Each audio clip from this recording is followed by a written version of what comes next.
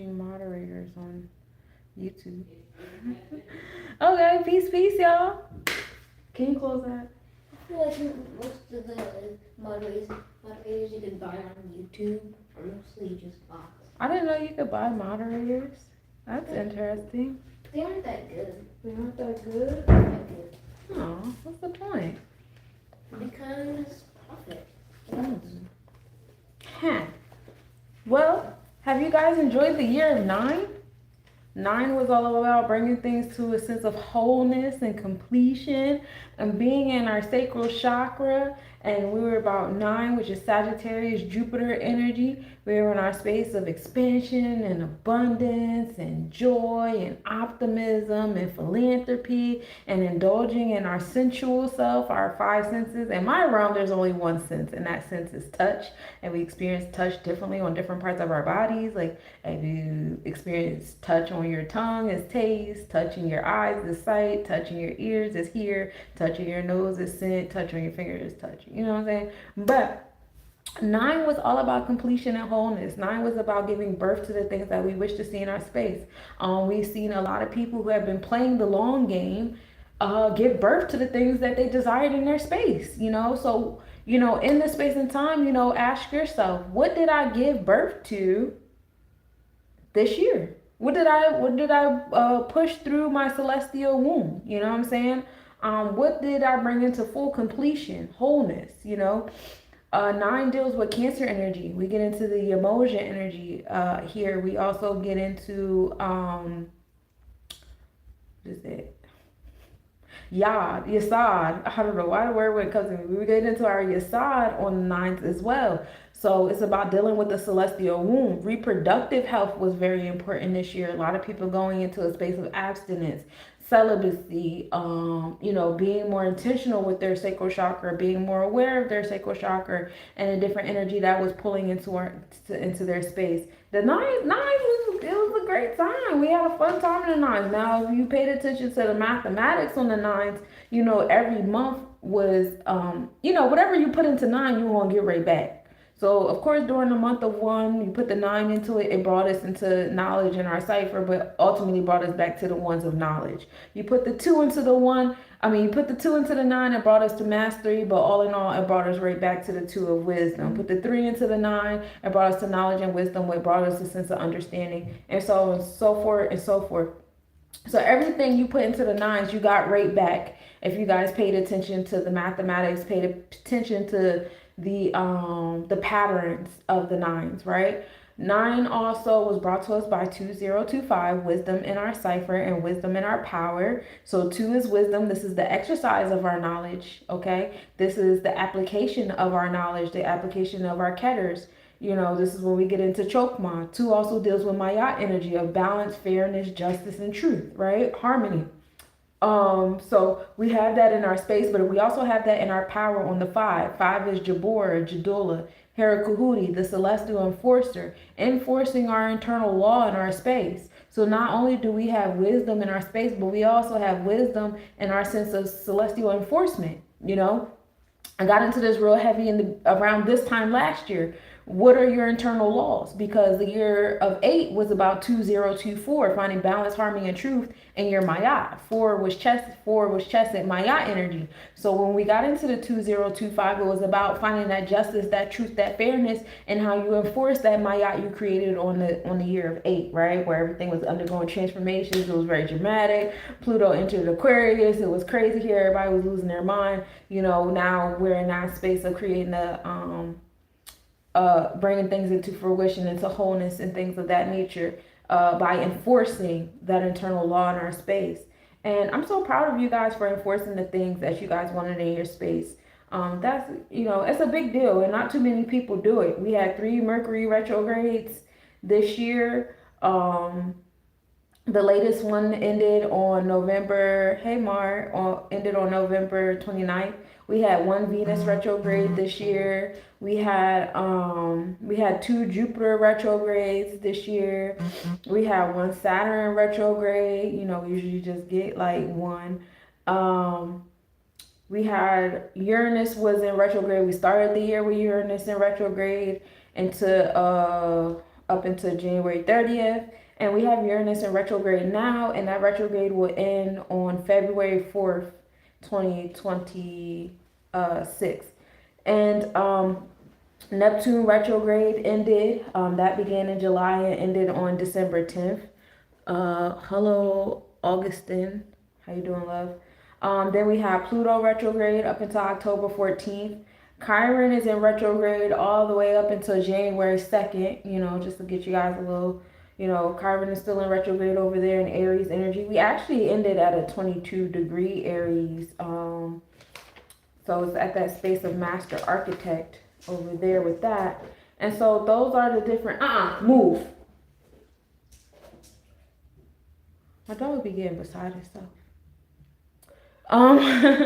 But that's the energy that we have been ending the year off with, giving birth to the things. So now when we enter this year of one, right? One is all about knowledge, ketters, cardinal leadership energy, taking initiative, right? So now that you brought everything into completion, everything into wholeness on this Yesod, this Yamoja, this Cancer womb energy, Queen Afua was definitely on the forefront here with the celestial womb and womb healing. Now when we enter the energy of one, we're entering in that space of wands. And it's only righteous that we're also entering the energy of the fire horse.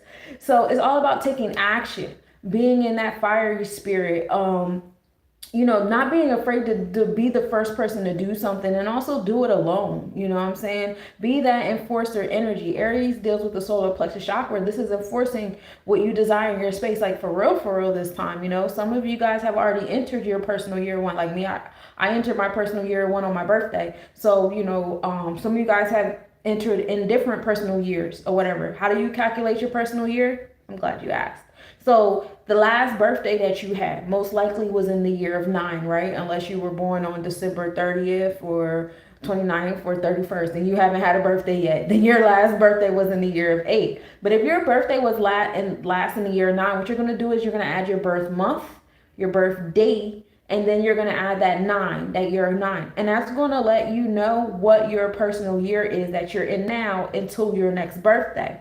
So whatever number that is, you are going to align that with the fact that we are collectively entering the year of 1. And you're going to align like, okay, say your personal number is 4. I don't know why I was the first one to come in my brain, but I'm in my personal year of 4. This 4 is all about coming to a sense of culture and freedom. 4 is chesed. I'm in my Mayat energy. I'm creating my celestial law, my blueprint. I'm coming to a sense of stability, determination, just really creating, the building blocks. 4 is the squares, right? I'm really creating the building blocks that's necessary to have and do what it is I desire in my space, right? And so when we collectively enter this energy of 1, you're going to come across a lot of opportunities to take initiative, to build on that 4 that you have, to take action on that 4 that you have going on with yourself. Same thing if you're in the 8. 8 is about standing on business and transformations and building and destroying. It could be a little dramatic or whatever, but it's all about, standing on business in your space, being in that Sebek energy of the celestial technician. So collectively, when we enter the year of 1, you're going to take more initiative. You're going to pull that wands card. You're going to listen to your gut on that 8. You know what I'm saying? Again, in fact, coming back to the gut health will be important this year. Okay. So now we've moved up from the 9 of the sacral chakra. Now we're moving into the 1 of the solar plexus chakra. All right. So now we're in the yellows, lots of yellows, lots of bright, lots of gold, just fire energy, pulling wands cards. It's all on that type time, Hey, New Year party. So being mindful and awareness of that gut health is very important. You might want to fast, being more intentional about what you eat, what you drink. You might start seeing some things in the news with people like, I'm going on a diet. Gut health, affects blood pressure, blood sugars, the different things that are affected by you not paying attention to your gut health, cancers, all these different things, because we ingest stuff that we have no business ingesting, right? So it infests itself in our bodies in different ways. So be mindful of a lot of that kind of things happening in the news stories stories and stuff like that with the one. But gut health is definitely important here. Make sure you're fasting. Make sure you're being intentional what you put inside of your body, what you decide to ingest. All right. All right, so let's keep talking about the one. As far as the alchemy year, one is associated with silver. So in this year of 9, we've been associated with gold, coming to completion and wholeness and abundance, and the year of jubilee, and it's been great. Well, now we're entering silver, and silver is about being seductive, independent, attack without thought, embracing all thoughts and dimensions of freedom. Before we get to the one, we're also in 10. So this will be a connection of the Jeb to the Ketters, right? Because we have 2025. So wisdom in our cipher brings us back to wisdom. But then once we add another wisdom, that's going to be the building block. And then when we add that sense of equality, because we're in that that 6 energy, that's going to bring us to 10. Knowledge in our cipher, that's Jed, that's our earthly experience. So aligning our earthly experience with our knowledge, being able to take initiative, take action in our earthly experience. A lot of these numbers that we have been dealing with put us a lot spaces of we're in our head, we're in the illusions, especially like, oh, this is a good one. I'm sorry, I'm talking in circles. I'm not talking in circles, I'm making points. But we got a lot of stuff happening in Aquarius, y'all. Even the North Node is entering Aquarius right now. We're really like solidifying ourselves into that Aquarian energy. And Aquarius rules over the Ketters. That's one. That's knowledge. So it's really about taking that knowledge, that intellect space. And like I said, a lot of the things like moving out of Pisces, moving out of the age of Pisces. Pisces was all about beliefs, being a spiritual. People come into the realm of spirituality. They immediately, I want to be a priest. I want to be a priestess. I want to be, I want to be all the highest of the highs, and you haven't mastered your physical reality yet. Now, physical reality is the smallest part of it all. But you haven't mastered the physical reality, and you already want to wear amethyst and be all in your crown chakra and, all these different things. And not to say you don't deserve that, but you haven't put in the work on the physical level yet. You haven't, overpowered and empowered your flesh, the physical experience. So this kind of like, it's like a balance between that spirituality, that third eye energy, that knowledge in your space, as well as your physical experience. Can you align the two? Can you be spiritual and in the physical world at the same time? How are you implementing that energy? How are you listening to your intuition and gut and acting on it in the physical world? Because that's what we're here. We're here for that balance. Otherwise, you wouldn't be in the physical reality. You would be somewhere as a ghost floating around and haunting stuff and doing whatever. And even then, ghosts want to be in the physical reality because they're trying to send messages to the physical world and, waiting for somebody to put some food on the altar and this, that, and the third so they can respond. So even those kind of energies want to be in the physical reality. You get what I'm saying? So like all of that's happening here. It's very, very, very exciting. But yeah, so 1 is silver and 0 is copper. So having silver and copper on your altar, on your body, in your space, all of that is like, it's cool. It's recommended. So copper is about affection, being generous, supportive. Also being mindful of being fragile and shy, having a strong personality, determined characteristics, and strive to support others. And then when we get into the Hebrew mathematics, we are in the year 5786. And we'll be here until 9/11. This year, the new year actually falls on 9/11. Last year, the new year fell on September 22nd, which was like a day of the master architect, which was cool because it was in alignment with the 9 being about giving birth to things in your space. So now we had the new year happening on 9/11, which is self-mastery and this space of 1 taking action. So that's pretty divine. It's based on the day of creation, whereas the Gregorian calendar is based amongst a lot of things. But yours, 1 is supposedly based upon, the birth of Christ. And so in the Hebrew calendar, we start off with 5, which is Tav, and this is completion from the previous cycle or transition. 5 is Jabor, Jadula, the celestial enforcer, that solar plexus chakra, right? Then we have 7, which is Shin, and supreme mathematics, that's God. So, and that's also, Netak, the celestial designer, Heru energy, right? And so Shin deals with the tooth or fire associated with the Holy Spirit and purification. Then you have 8, which is Pe, building and destroying transformations. This is Had. This is Sebek, the celestial technician, labeling and compartmentalizing. This deals with speech, expression, and manifestation. And then you have 6, which is Vav. This 6 deals with equality. You get what you give. The equal exchange. The energy of the harvest. 6 deals with hook or connection, divine linking, manifestation of God's promises, the connection of heaven and earth. And on the 6th day, man was created and given authority to rule. All right. So on the 5-7-8-6 energy, we got 5 and 7. The celestial enforcer, in that sense of law, justice, truth, and righteousness, brings us the knowledge, wisdom, that brings us the understanding. So now we on the 3s. Then you have pay here, giving us the building and destruction energy. We put on the 3s, that brings us the self mastery, right? On the 11, and then we add that 6 of equality, harvesting, with that sense of self mastery, brings us to knowledge of God, that balance. Overall, we're still in that year of 8, according to the Hebrew calendar. All right. That 8 of building, destroying, and transformations and things like that is also seen as the year of Vav. So again, like I said, we'll be here until the year until September 11th. Now on September 11th, we'll be entering the year of 9, according to the Hebrew calendar, because we'll be in the year 5787. And this is the year of Zion, the flaming sword. This is spiritual refinement. All right. Now, when we get into the Ethiopian calendar, the Ethiopian year, we're in the year 2018. And we've been here, we will be here again until 9/11. The Ethiopian New Year is in alignment with the Hebrew New Year. And it predates Western churches' calculations of Jesus' birth.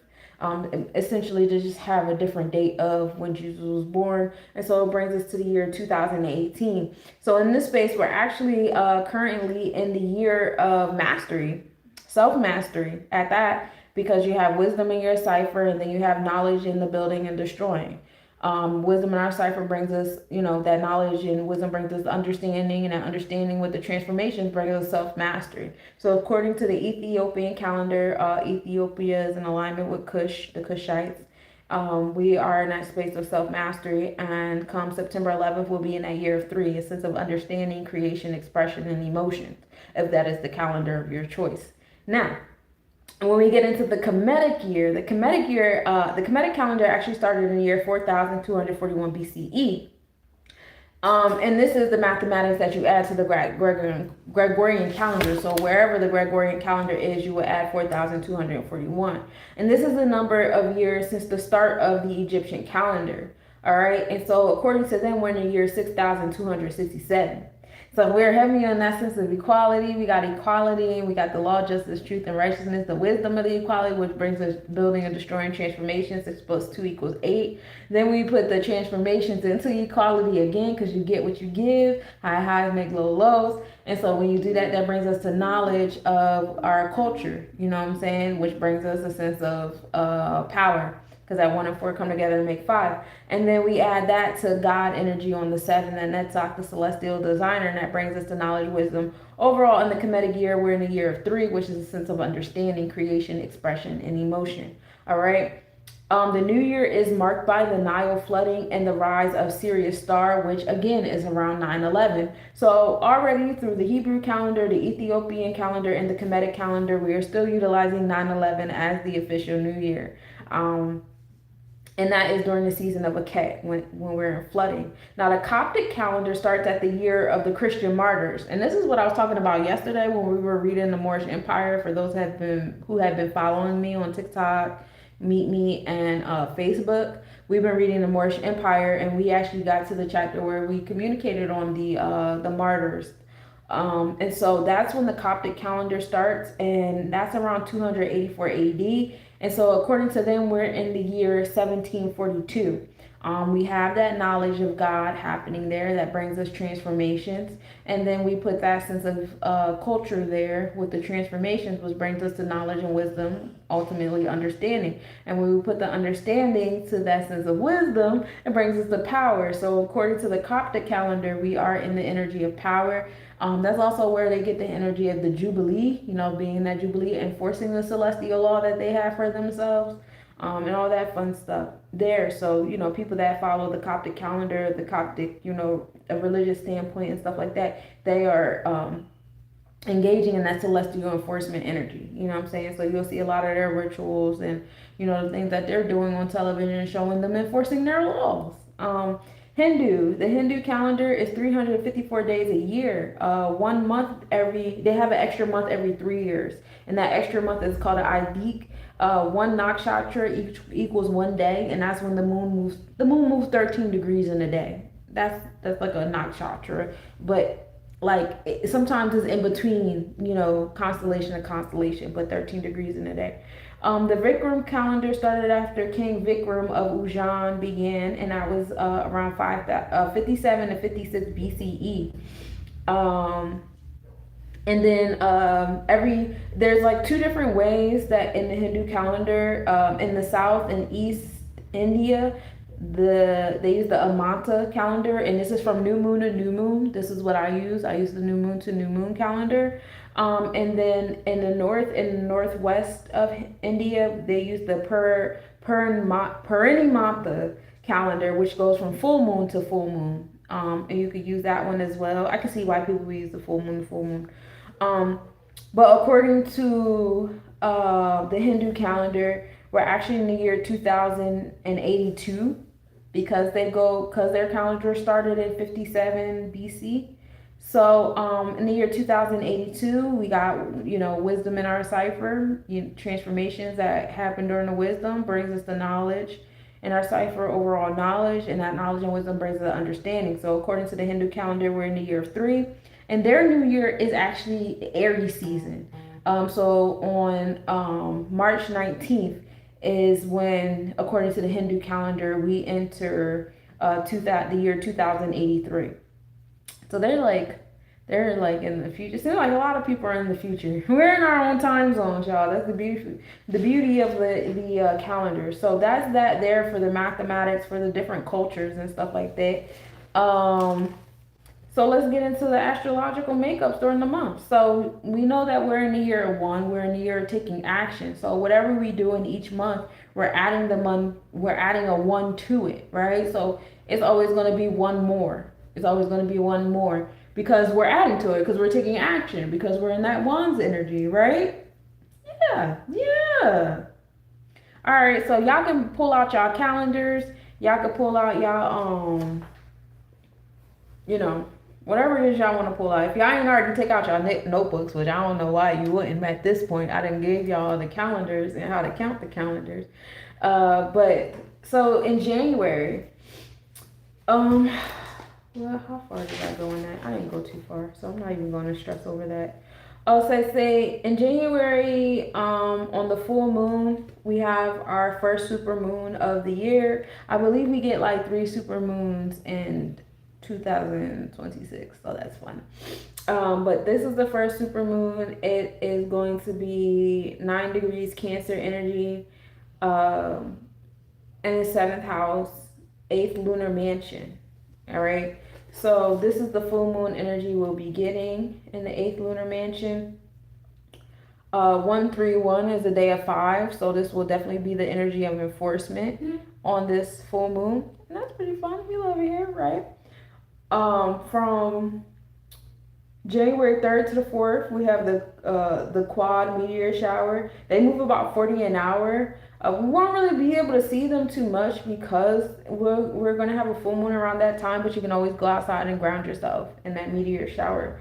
The Boots constellation will be there. And then also we have the EH1 comet in alignment as well. Oh, no, I'm sorry. That's where the meteors are coming from. Sorry, I misread my notes. The meteor shower comes from the Boots constellation, the 2003 EH1 comet. All right, so all of that is happening on the 3rd of the month. And then on the 10th, we have Jupiter at opposition of the sun. So Jupiter will be at its brightest. And, you know, Jupiter is still sitting over there in Cancer energy. So with the sun over there in Capricorn and Jupiter in Cancer, they will be in opposition of each other. You can use that as a wand, providing expansion and abundance to, you know, your celestial womb, doing water magic, bringing things that you feel into fruition in the physical, as the sun has given us those earthly experiences. And then these two are also cardinal energies. You know, the Cancer is cardinal water, while the sun is in cardinal earth. So definitely still invoking you to take initiative, take action. This is definitely the season of pulling the wands cards and taking action in your space. Then on 118-1, which seems to be the day of mastery, 191, we will have our next new moon. This will also be the lunar new year. We will be entering the energy of the horse, which is all about taking initiative, taking action, speaking up, you being not being irresponsibly impulsive, but like being witty, being quick on your feet, being quick to make decisions. You know what I'm saying? Don't drag your feet, don't overthink things. If you're in that space of doing stuff and you're always doubting and you're kind of on that Eeyore shit and all that different stuff, like you're not confident in yourself, you're not gonna do well here. Having a really good relationship with your gut instinct is so important in the year of horse. Let me tell you, I am a horse, and things just go way better for me when I'm in alignment with my gut, health. We just get along here, and also being a Virgo, how having a Virgo sun, I hold a lot of stuff in my gut, that vulnerability and things like that. So it's all about gut health in this space, especially when we enter the year of the horse. That will also be the beginning of Ramadan too. But that's the new moon, and that new moon, of course, will be in Capricorn energy along with the sun, which is a cardinal earth energy, still bringing ourselves a space of, taking initiative and moving forward. We will also be having a lineup with Mars, Mercury, Moon, Sun, Venus, Pluto in the North Node. They all will be lined up in that Capricorn, Aquarius placements, which is pretty exciting. We will also have a triangle with Saturn and Neptune at the top in that Pisces slash about to enter Aries, but at the top with Pisces. Hey, how you doing? And then Uranus on the bottom corner of the triangle, providing those progressive pushes that's necessary to bring those dreams into fruition, to bring that balance between what I believe and what's happening. And then on the other side of the triangle, we're going to have this celestial lineup. It's going to be very heavy with the moon, the sun, Mars, Mercury, and Venus, Pluto, and the North Node. So that's going to be, for my spellcasters out there that like to utilize triangles, that's definitely a triangle to use.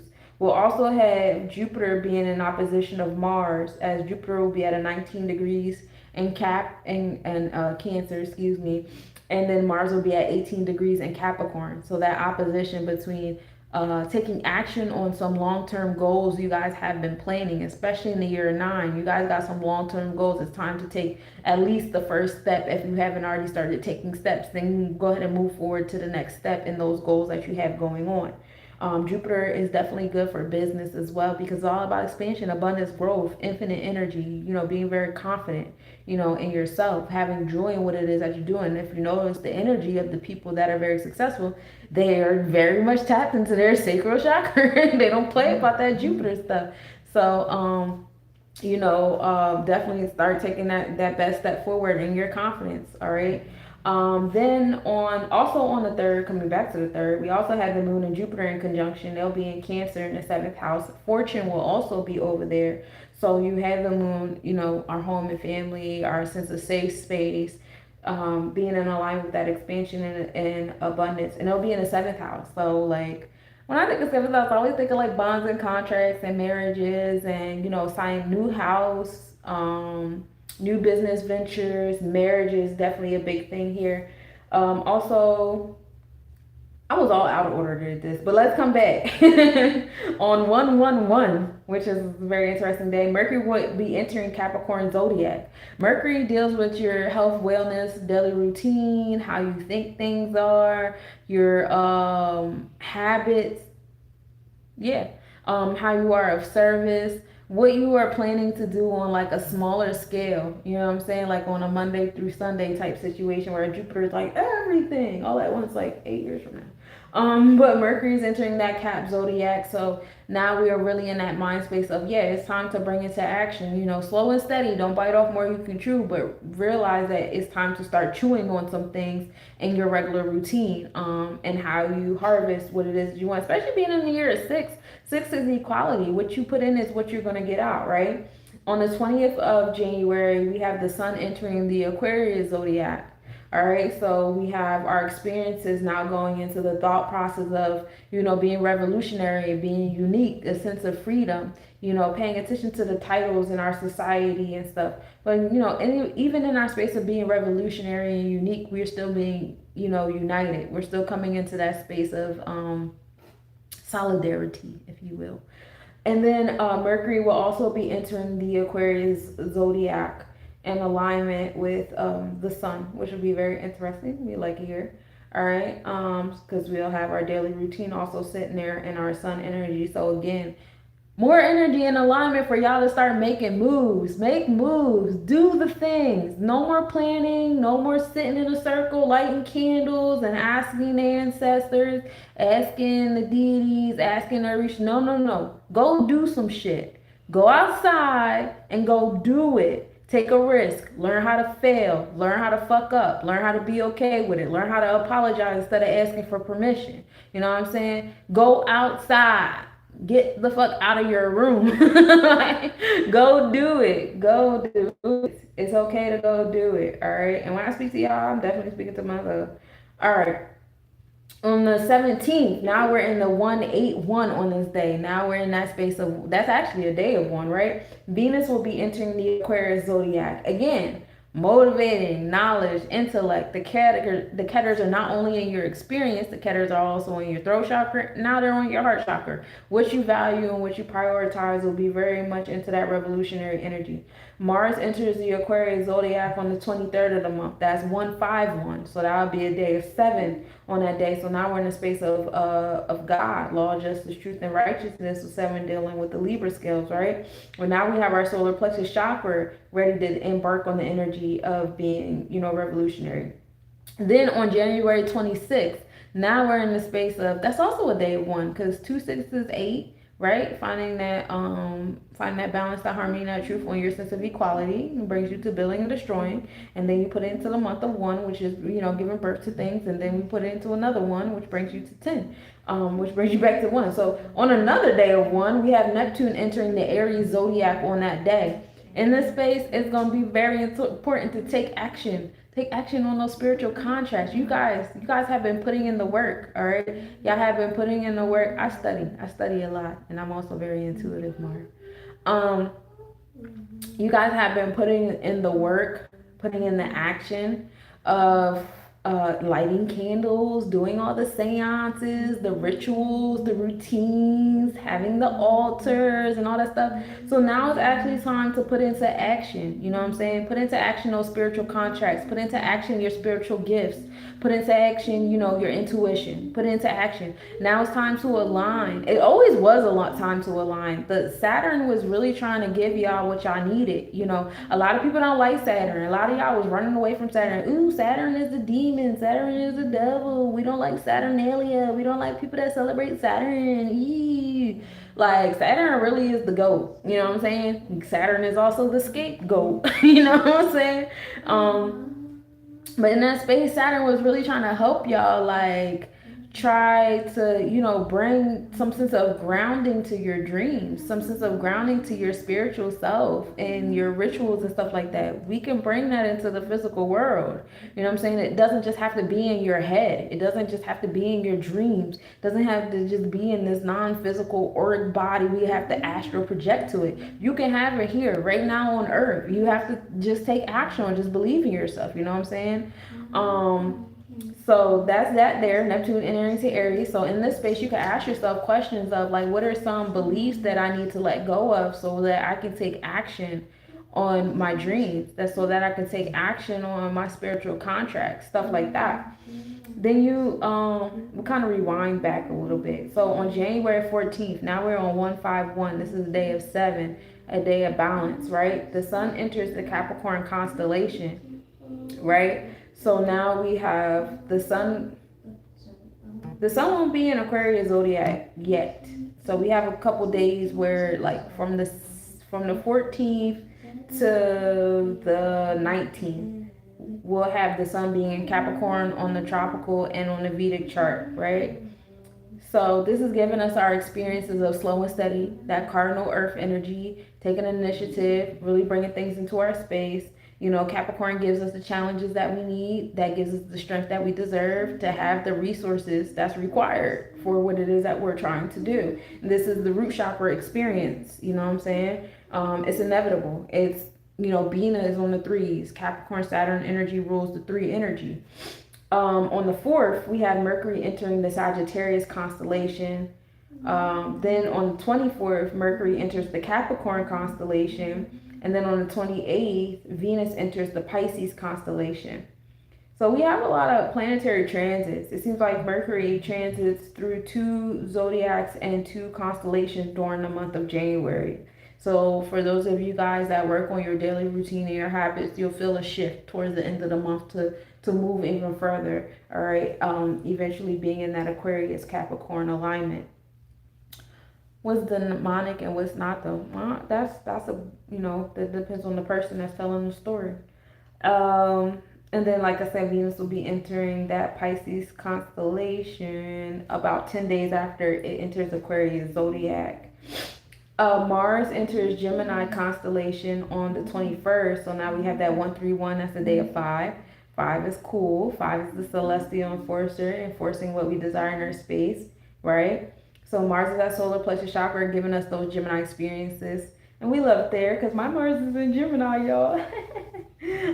But different opportunities coming. Around the 21st, the opportunities are going to start rolling in, especially if you guys have been taking those risks, trusting your gut, paying attention to your gut health. You know what I'm saying? You put in what you get out what you put in, all that fun stuff. Watch the opportunities roll in. Now, it's not about being fickle. A lot of you guys manifested a bunch of stuff because you didn't trust yourself. So you were just like, oh, I got a plan A, B, C, D, E, F, G. And then A, B, C, D, E, F, G all arrive at the same time. You know what I'm saying? Like, and now you're like, oh my gosh. And now you're feeling role strain, that anxiety, that, you know, all that things that happen when Gemini is overactive, right? And don't do that. Trust. You have to have trust that plan A is going to work. You know what I'm saying? And then wait till plan A fails. And then if it fails, then go to plan B. But like y'all be trying to manifest a whole bunch of stuff all at one time. And then when you get it all at once, it's like, oh man, I didn't think I was going to get any of this shit. That's why I started asking for that shit. Like, bro, you don't even be believing in the stuff you asking for. So what are you asking for it for? You know what I'm saying? Hey, Trillions, how you doing, love? Then on the 2nd, I'm rewinding back again. This is on the day of 121. Now we on the day of 4. We have Chiron. Their retrograde ends. They've been in retrograde since July 30th, and they've moved from 27 degrees Aries to now 22 degrees Aries. So now we're ending off on that sense of like master architect with Chiron. Now Chiron rules over the wounds that we transmute into strengths, and we're still experiencing some new beginnings in that space. So be mindful of that.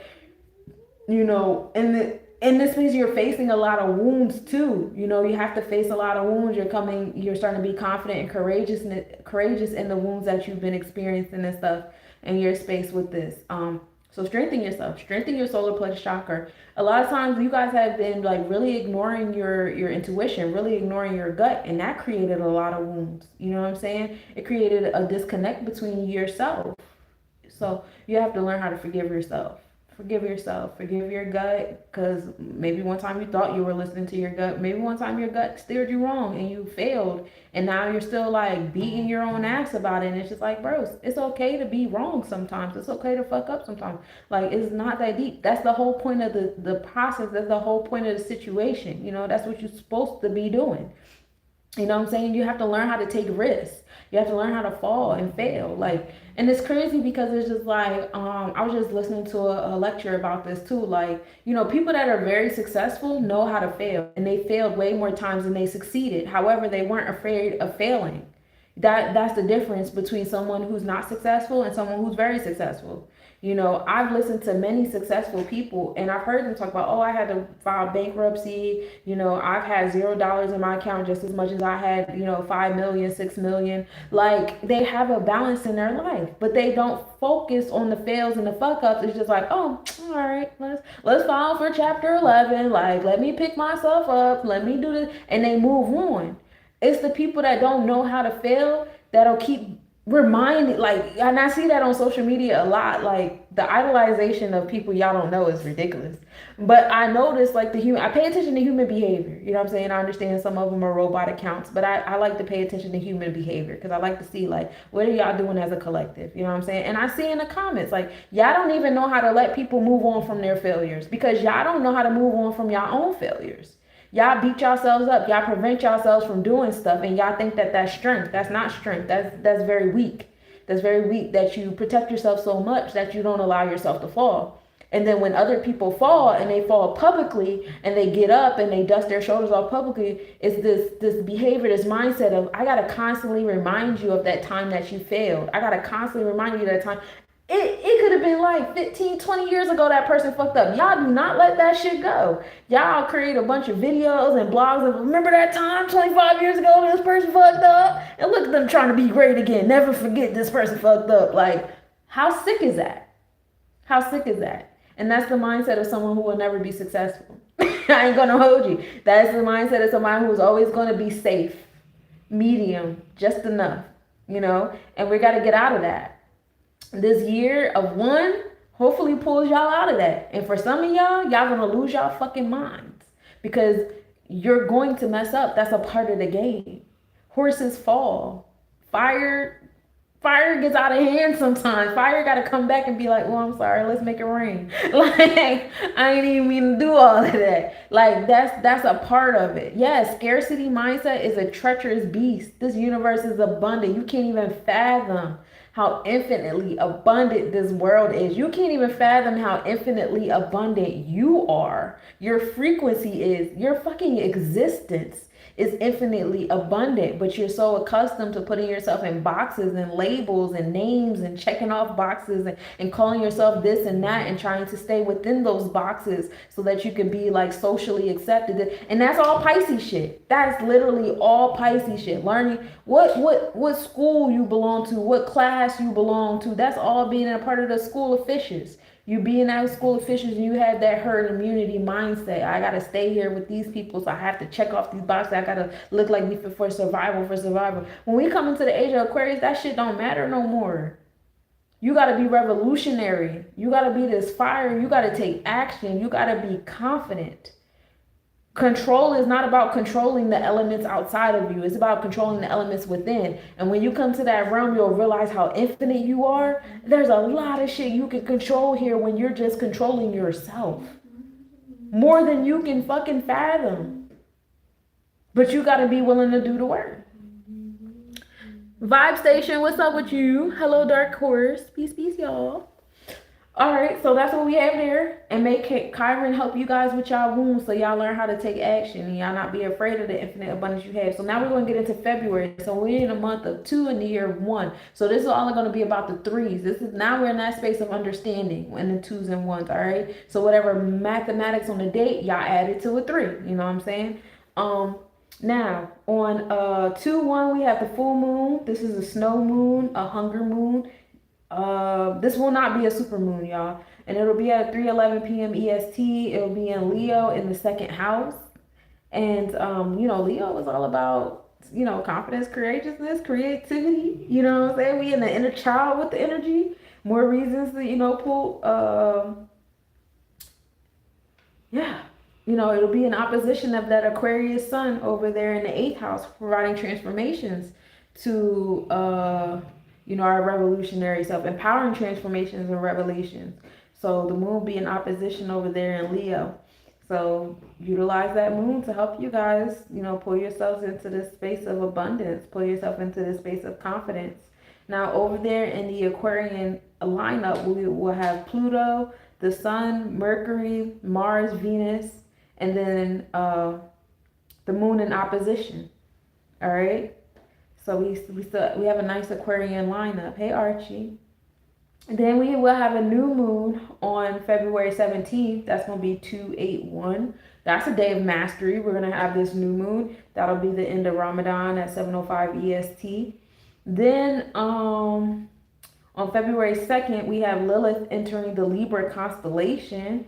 So Lilith has been in the Libra zodiac. If y'all notice, a lot of Libras been losing their mind. You know what I'm saying? Well, they've been out here and they've been, in their primordial selves, showing themselves that they're revolutionary, primordial selves, what they really stand for, what they really believe in. And so now we'll be in the constellation of it. And so, I don't know if you guys have been paying attention, but I love the fact that I listen to my intuition on the different books to read and the different spaces to put myself in. And lately, I've been getting real heavy into history. Essentially, specifically the history of the Moroccan Empire, its relation to Africa, Europe, India, Asia. I've been reading this book, but I've also been, doing my little rabbit holes on the side, asking. I'll be asleep at 3 o'clock in the morning. I wake up to use the bathroom, or my dog start barking at something, and I'll just lay there at the ceiling and I'll be like, wait a minute. And then I'll go down a rabbit hole at 3 o'clock in the morning. Like, that's how I spend my time, okay? And then, so it's very interesting. I've been going down this rabbit hole about the history in those spaces, and I see us kind of, it's opening my eyes more so to the present day, and a lot of the patterns that we're repeating ourselves in the realms of the wars of religion. Religion is a big one. Especially between we can even go further than the 1600s. We can bring it all the way up to the book that I'm reading was published in 1899, so it's bringing me all the way up to 1899 with the interactions, and also brought me to the realization of the timeline of the Negroes ruling Morocco wasn't until like the early 1700s up into the 1800s, once the Sultan Ismail Malai, I butchered his name. Once he passed, the Negro, because they were still called Negroes and Negresses, that whole everybody's a Moor thing is a myth. Granted, it is a nation, but they didn't rise into power until afterwards because they had all this knowledge, all this intellect, and all this power. So things I didn't know, things that I feel like a lot of people don't know, because now I'm starting to see the intellectual level of a lot of these so-called sheiks and Moorish governors and this, that, and the third. They're starting to show themselves to me the more I educate myself. I'm like, oh, okay, I see what we're doing here. But and before I wasn't even engaged, because y'all know I'm not a follower. I don't do that cult club bullshit. You know what I'm saying? You talk to me one-on-one or at a round table, or we don't talk at all. But yeah, so getting into that, but being present and seeing it happen, you got the whole thing with Nigeria, and there's different organizations in Nigeria that have been attacking Christians. Nothing new under the sun, right? And Trump has sent an attack to the organization. Now people that don't read are like, oh my god, he bombed Nigeria on Christmas. That's not what the fuck happened. Read a book. This is what happened, and even the Nigerian president is in alignment with eradicating any type of religious hate crimes and stuff like that. The goal is always peace. I don't understand the mindset of utilizing physical attacks and war to create peace. I don't agree with everything, but what's happening is what's happening. Like, let's be for real when we talk about what's happening, whether we agree with it or disagree with it. Can we at least do that? So that's what's happening. And it just reminded me, nothing new under the sun. It's fucking 2026. We're still under feudalism. Even in this book that I'm reading, they use the word employment synonymous with slavery. And it had me thinking wow, this is kind of crazy, because we're still slaves. Think about the mindset of a free person. What was a free person doing in Morocco or Europe or whatever? Most likely they had their own business. They were in charge of themselves. They had their own land, their own property. They had their own farms. They were feeding themselves. They weren't in this rat race of, I gotta pay bills, I gotta pay the taxes, I gotta pay the landlord. They weren't employed. Now we live in a society where people are proud to say that they're employed by 3 different jobs. You know what I'm saying? It's it's pride in the enslavement now, and it's very interesting. So it's just okay, I see the play with words. I see how even in 2026 we're literally in the same fucking position. But now it's more acceptable. We accept the fact that we're slaves, and we even volunteer for it. We sign up for it. We're okay with it. And when I say we, I'm not including me because I don't. I'm a contractor. The last thing I'm trying to get off my list is stop using these fucking debt notes. Once I get into this space where I'm not using debt notes no more, I'm completely free. You know what I'm saying? I am not employed by anybody. I literally work for myself all fucking day long. It's boring here, and boring is peace. We're having a great time, okay?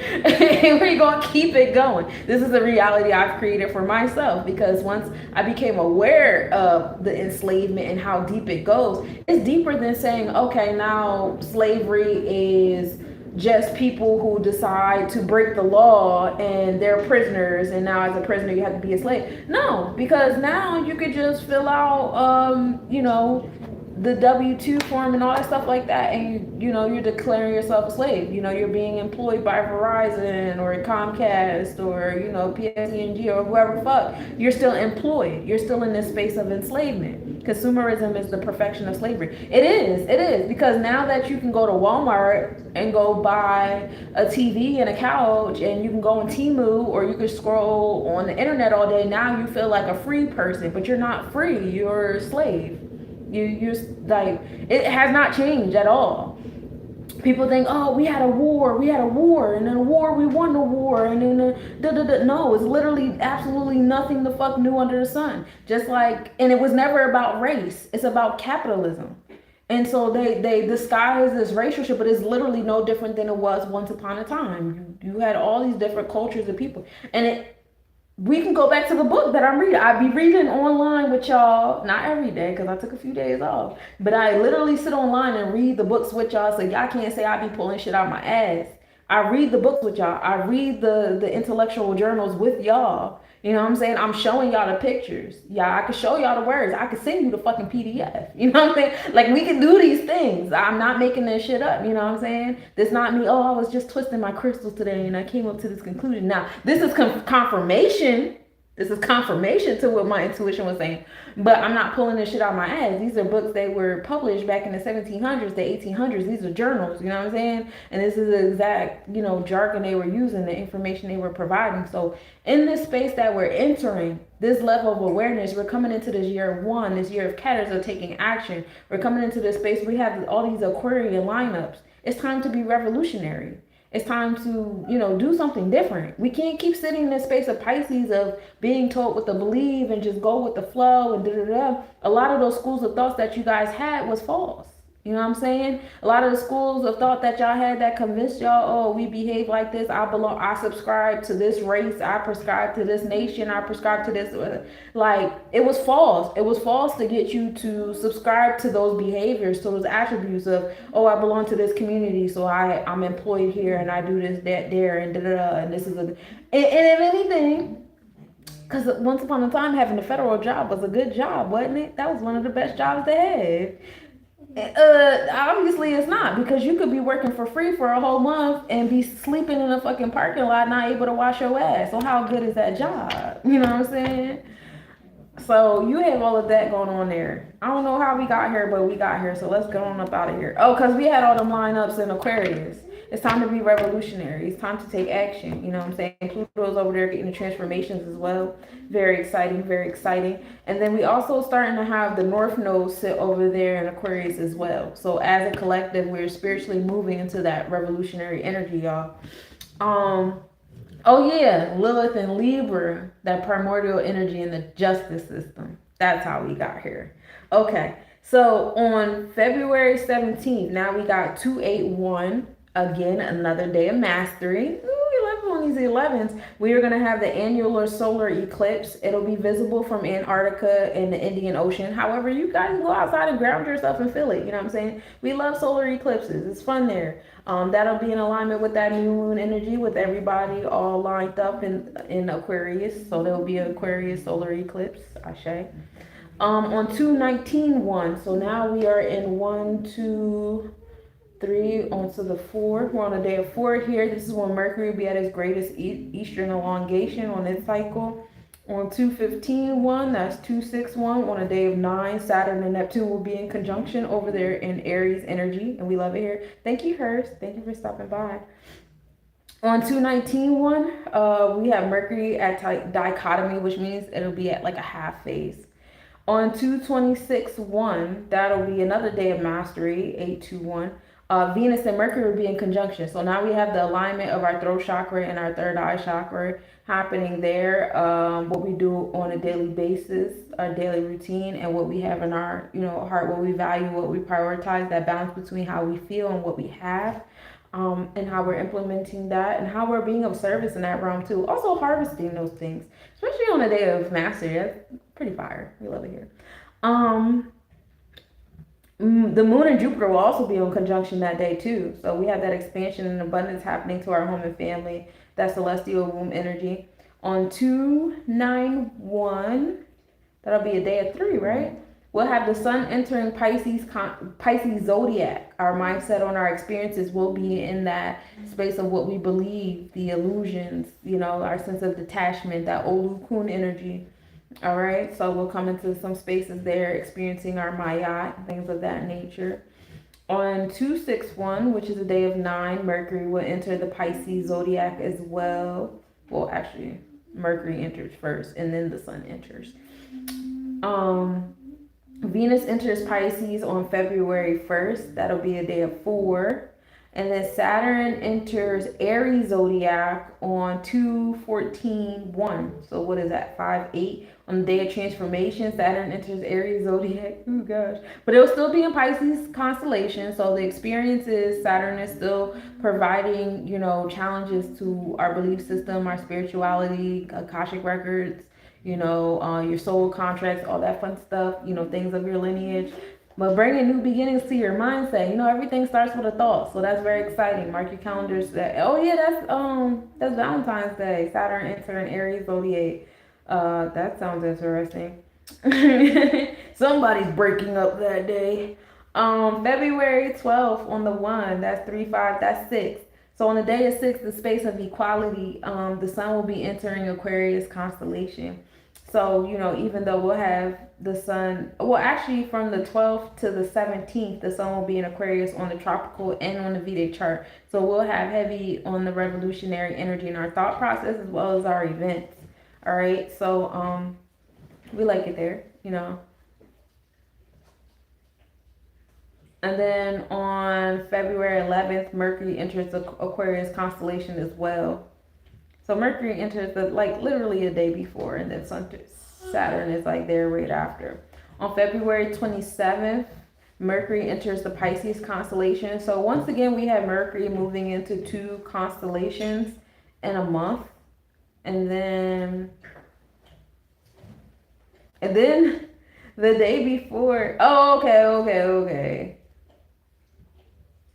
No, not okay. Wait a minute. Mercury's doing a lot in February, y'all. So you guys know Mercury rules over your daily routine, right? So don't expect no stability in February either on your daily routine. And this is where it comes into taking risks. You know what I'm saying? Listen to your gut. That whole daily routine thing becomes a comfort zone and also becomes a space of stagnation. So it seems like Mercury's not even giving y'all space to be like, okay, we just gonna do the same thing every day and we're gonna make this a comfort zone and it's gonna be fun. Mercury not even giving y'all that sit still, and I am not mad. So Mercury enters Aquarius constellation on 11th, then enters Pisces constellation on 27th, and then the first Mercury retrograde of the year happens on the 26th, y'all. So that starts at 22 degrees Pisces zodiac. We'll be at a 22 degrees Pisces zodiac at that point, because we'll be a good 2, almost 3 weeks into Pisces zodiac. So that retrograde sounds pretty interesting. And then on the 4th, but before then, February 4th, Uranus retrograde will be ending, and it will be at a 27-degree Taurus energy. So Uranus still providing those progressive, but hey, Patrick. So Uranus still providing those progressive pushes in our, what we value, what we prioritize, that balance of how we feel and what we had. So February is that month of understanding, expression, creation, and emotions, and it is not here to play with us, especially on that daily routine. So please do not expect a sense of stability on your daily routine in February. Don't expect it. What you can expect is doing things different, doing things new. Don't be afraid to be revolutionary. Don't be afraid to take risks. We have Saturn and Neptune entering that Aries zodiac energy, providing new beginnings to, our sense of belief system and how we manifest that into the physical. So shake it up in February. Now we get into March. March is the energy of 3-1. So now we're on the fours here. We're in that space of culture, the Mason blocks here, right? First and foremost, let me see if I can go down, because I got a lot of sources. So sometimes my dates be all jumbled up because I be over here doing this and then I look at there and then I go, all right, so let's see if I can do this in order without missing anything. We'll try to do March like that on the 4th. So first we start off on the 2nd. Mars will be entering Pisces zodiac. All right, so now we have our solar plexus chakra starting to slow down, because where was we at before we got to Pisces? I don't know. My brain is blanking. But we was somewhere. We was in air. So yeah, we're starting to slow down in the Pisces zodiac. And so our solar plexus chakra is in that water energy, detaching beliefs and how to manifest things, how to take on things and all that stuff like that. Starting to come to terms with that on March, right? Then on the 3rd, we have the full moon, which is the worm moon, the crow moon, and the crust moon. That'll be at 6:39 a.m. The total lunar eclipse will be visible in Asia, Australia, the Pacific Ocean, and North America as well. Cause you be serenaded, I do. And then after the 3rd, we come into, I guess the next thing I can get into is the 6th. The 6th, we have the conjunction of Ceres and Aries.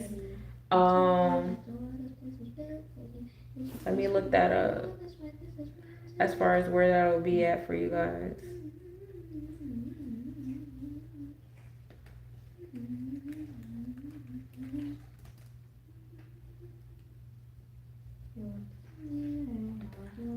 But we'll have the conjunction of Ceres and Aries. Ceres is like, what would you do for what you desire, what you love, what you care about, all that stuff like that. Also on the 6th, we have Venus entering the Aries zodiac. So what we value, what we prioritize, our moral integral code, those different facets of love, we'll be experiencing that new beginning energy. And we'll be experiencing that new beginning energy, which is pretty fun. On the 7th, we have a conjunction of Venus and Neptune as Venus enters that Aries zodiac Pisces constellation. It'll be aligned with our dreamy like energy, so new beginnings there to designing our dreams in our space, which is pretty exciting too. So have your dream journal ready during that conjunction on the 7th. On the 8th, we have the conjunction of Venus and Saturn. So, of course, that's to be expected because they're all in kind of like the same space. Hold on, y'all. I'm trying to talk and look at stuff at the same time. Yes, I'm serious. Oh, don't do me like that. Hello. Oh, now I gotta start over. What happened? I think I got too many tabs open. They clear now. It's alright. Once I finish these readings I'm doing, I'm gonna close some of these tabs. They clear now. Cause they like, girl, They clear now. I can't with you.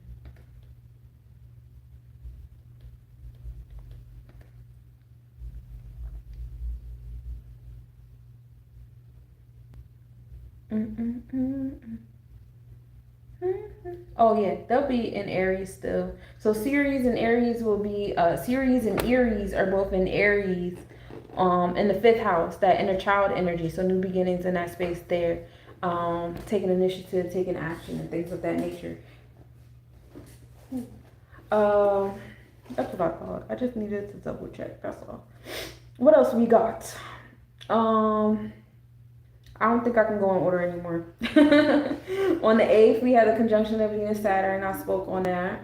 Um, the challenges that we need that are, let us know like how to take bite-sized pieces of what it is that we're trying to design. So after you have your dream journal, and you start figuring out how you're going to design the things of your dreams with Neptune, Saturn is like, all right, this is a sense of understanding. This is the limitations and restrictions that need to occur for you to bring it into your physical life. So 3-7 and 3-8. I'll even start at 3-6, you know what I'm saying, with Ceres and Aries, because at 3-6 you need to come to terms with what it is that you want and what it is that you're willing to do for what you want. You know what I'm saying? Some of you guys are not willing to make sacrifices for the things you say you desire. 3-6 is going to bring that to realization on what that is. You know what I'm saying? And all this is happening in Aries energy. So Aries is it's a party in Aries right now. Well, in March, there will be a party in Aries. We love it here. On the 19th, we're going to have a new moon at 8:26 p.m. EST. Of course, on the 20th is the March equinox. This is when we get the equal amount of day and night as the sun shines on the equator. That's going to happen at 9:45 a.m. On the 10th, Jupiter's retrograde will end. And Jupiter has been in retrograde since November 11th. All right, so we have Jupiter's retrograde ending over there in the Cancer zodiac constellation energy. And then it's going to keep going prograde. And on the 13th of March, that's 341. Now we're in that space of transformation, building and destroying. Mars and Mercury will be in conjunction. They should be towards the end of Pisces energy at that point. On the 20th, the moon and Venus. I don't know why that happened. I think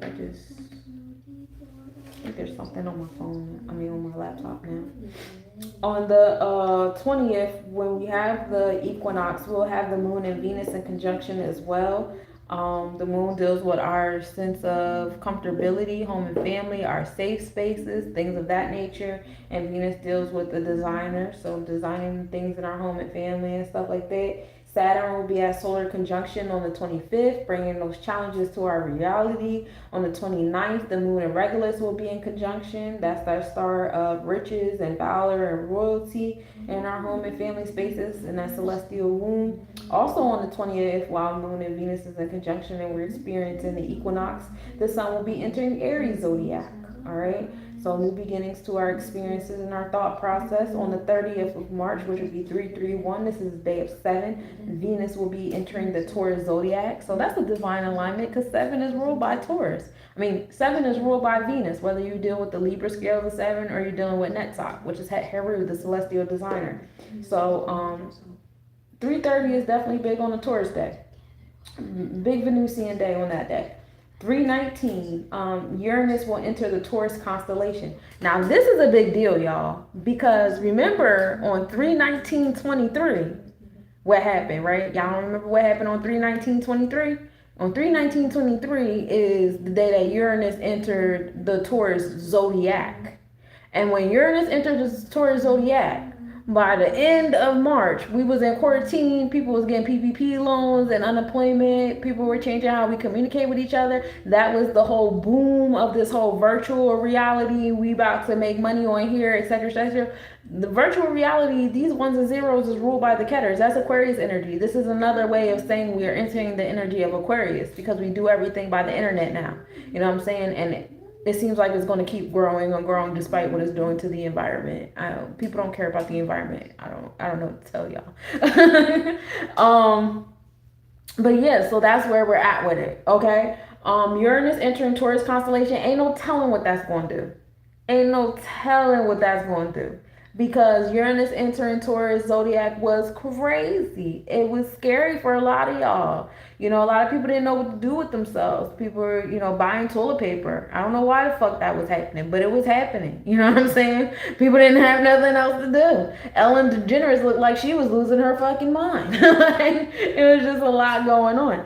So Uranus entering Taurus constellation, and it's just so ironic that it's on the same day, like 3 years later. 3, the number of creation, expression. understanding. So now we've in a space where we now have a sense of understanding of Uranus being in Taurus. Like, oh, it's been in our mindset this whole time. We've, completely molded our minds around it. Now it's about to be in our constellations, our space of events, happenings, right?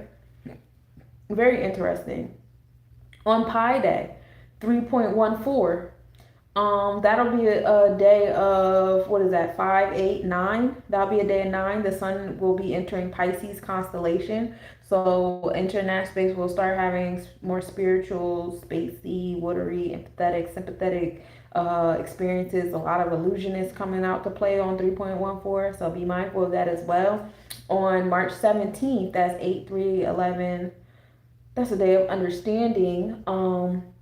We'll have the moon, Mars, and Mercury over there in conjunction between, because from 313 you have Mars and Mercury in conjunction, then the moon comes in by the 17th, so that whole week will be like a really nice alignment. And what's that, between like Aries, Pisces energy, right? And then a few days later, the moon and Venus will be in conjunction. So the moon is going to just be flying through the personal planets during that week. On 322, Neptune will be at solar conjunction. So we'll have that dreamy energy in alignment with the sun and our experiences. You guys will be living your delusions. And I don't see nothing wrong with it. I'm a big fan of y'all living your own delusions. When I stopped being a fan? I stopped being a fan when people started letting other people's delusions become their delusions. Like, bro, be your own leader. Live your own dreams. Stop trying to live other people's dreams. Stop trying to let other people tell you what to dream about, because that's what they dreamed about and that's what worked for them. Like, are you self-law and master, or are you being mastered by other people? You know what I'm saying? Like, have that real conversation with yourselves. A lot of people like to pretend like they leaders and stuff, but in reality, they just want to be told what to do. You know what I'm saying? They a leader is somebody else's dream. And that's crazy work to me. I don't understand how that works. But let on 322.1 bring you into some reality check of where the fuck you at with it. You know what I'm saying? On 326.1, what is that? That's the day of 1. The moon and Jupiter will be in conjunction. The moon, again, giving that sense of, security, safe space, your internal self, the feminine energy. And Jupiter is all about expansion and abundance and joy, so have some, I would like, do something nice for yourself, as far as like, some type of catering to yourself, caring for yourself, nurturing yourself in a certain kind of way, something fun. Miles, can you tell Zeke to come here? It's 10 o'clock. Did he take Scooby outside? Brother. I don't even want him out that late. I don't understand why I gotta see him get done. Okay, so on 329, this is when Saturn enters the Pisces constellation. All right. So now we have officially Saturn and I don't care. Saturn in Aries zodiac Pisces constellation. So new beginnings in our thought process on our challenges and things like that. And then also still in that dreamy energy of bringing into fruition like what it is we desire, especially because Saturn exits out of that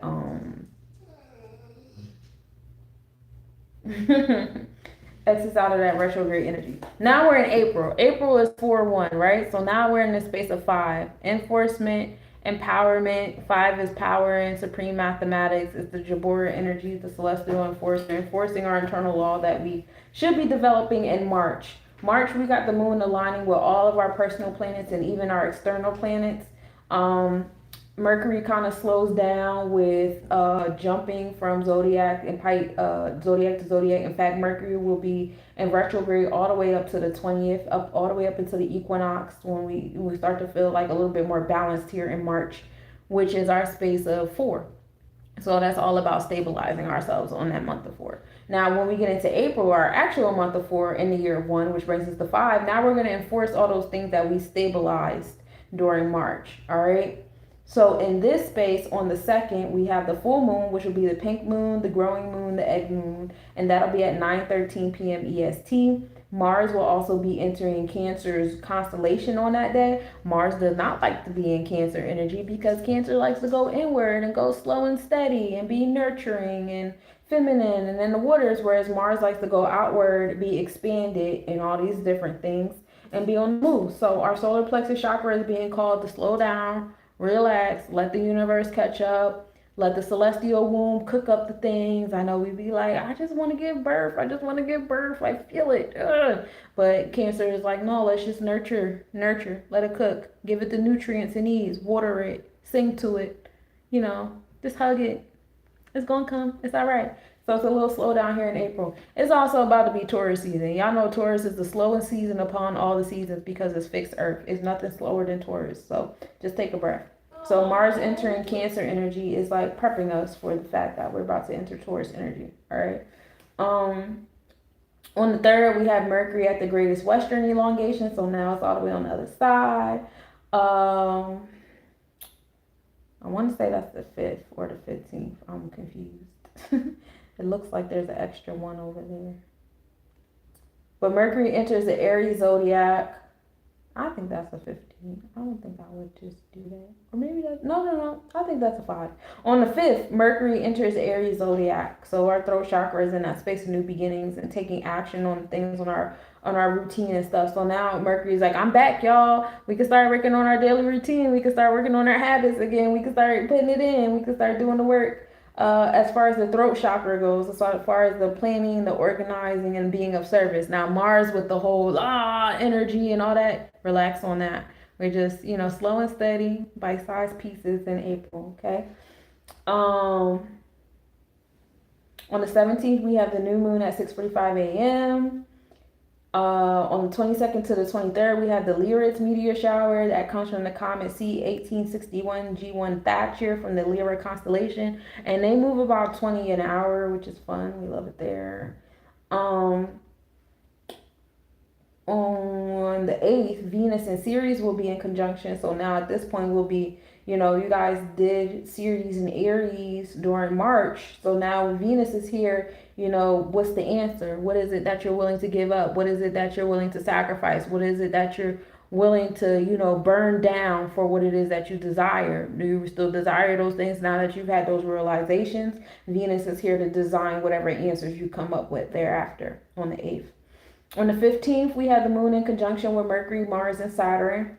All right, so now we have our celestial womb in alignment with our throat chakra, our solar plexus chakra, and the challenges that give us the strength for these two things to move forward and take action and do what it do. You know what I'm saying? Then we have the moon and Venus in conjunction.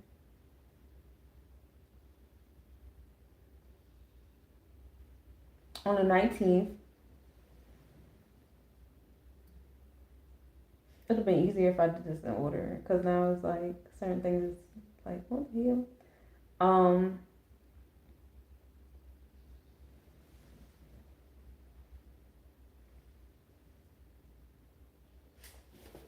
Hold on a second, y'all. Let's go to April real quick.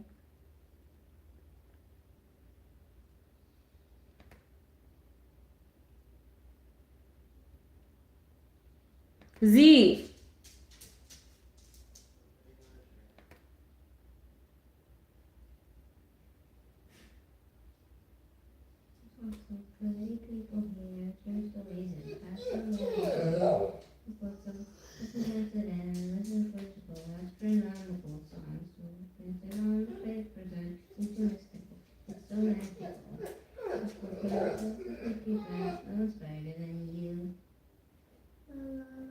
I think that was fake news, y'all. Hold on, let me fix my notes. Mars in enter Cancer constellation. I was looking, I was like, that don't even look right. That don't even look right.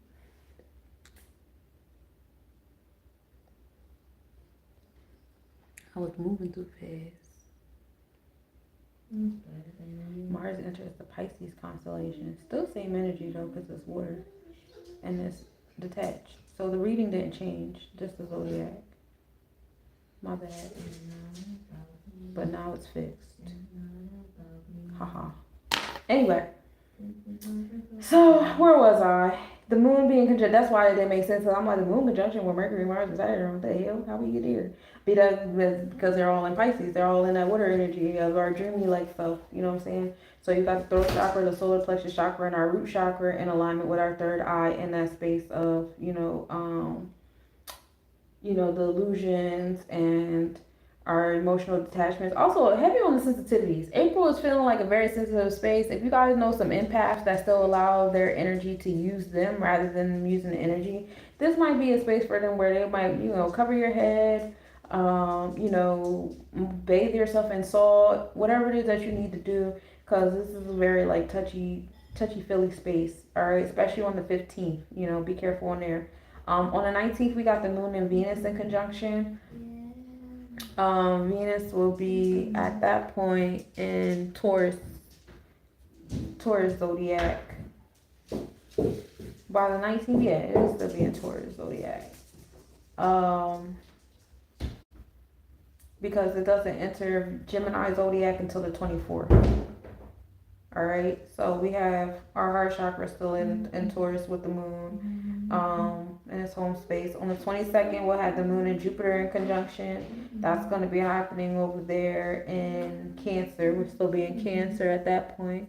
Jupiter's be like 16, 17 degrees in the 7th house. The moon and Regulus will be in conjunction in Leo. Of course, after it finished being in Cancer with Jupiter, it's going to go over there to the Leo star Regulus thereafter. So a lot of expansion and abundance, joy. So for those of you guys who like to do like spell work, spell casting on, I like the riches, I like the royalty or whatever, from the 22nd to the 25th might be a good space for you to do that, especially after you guys come to realization with where you're at with your Venus and Ceres. The sun enters Taurus zodiac on the 20th, 420, gang gang.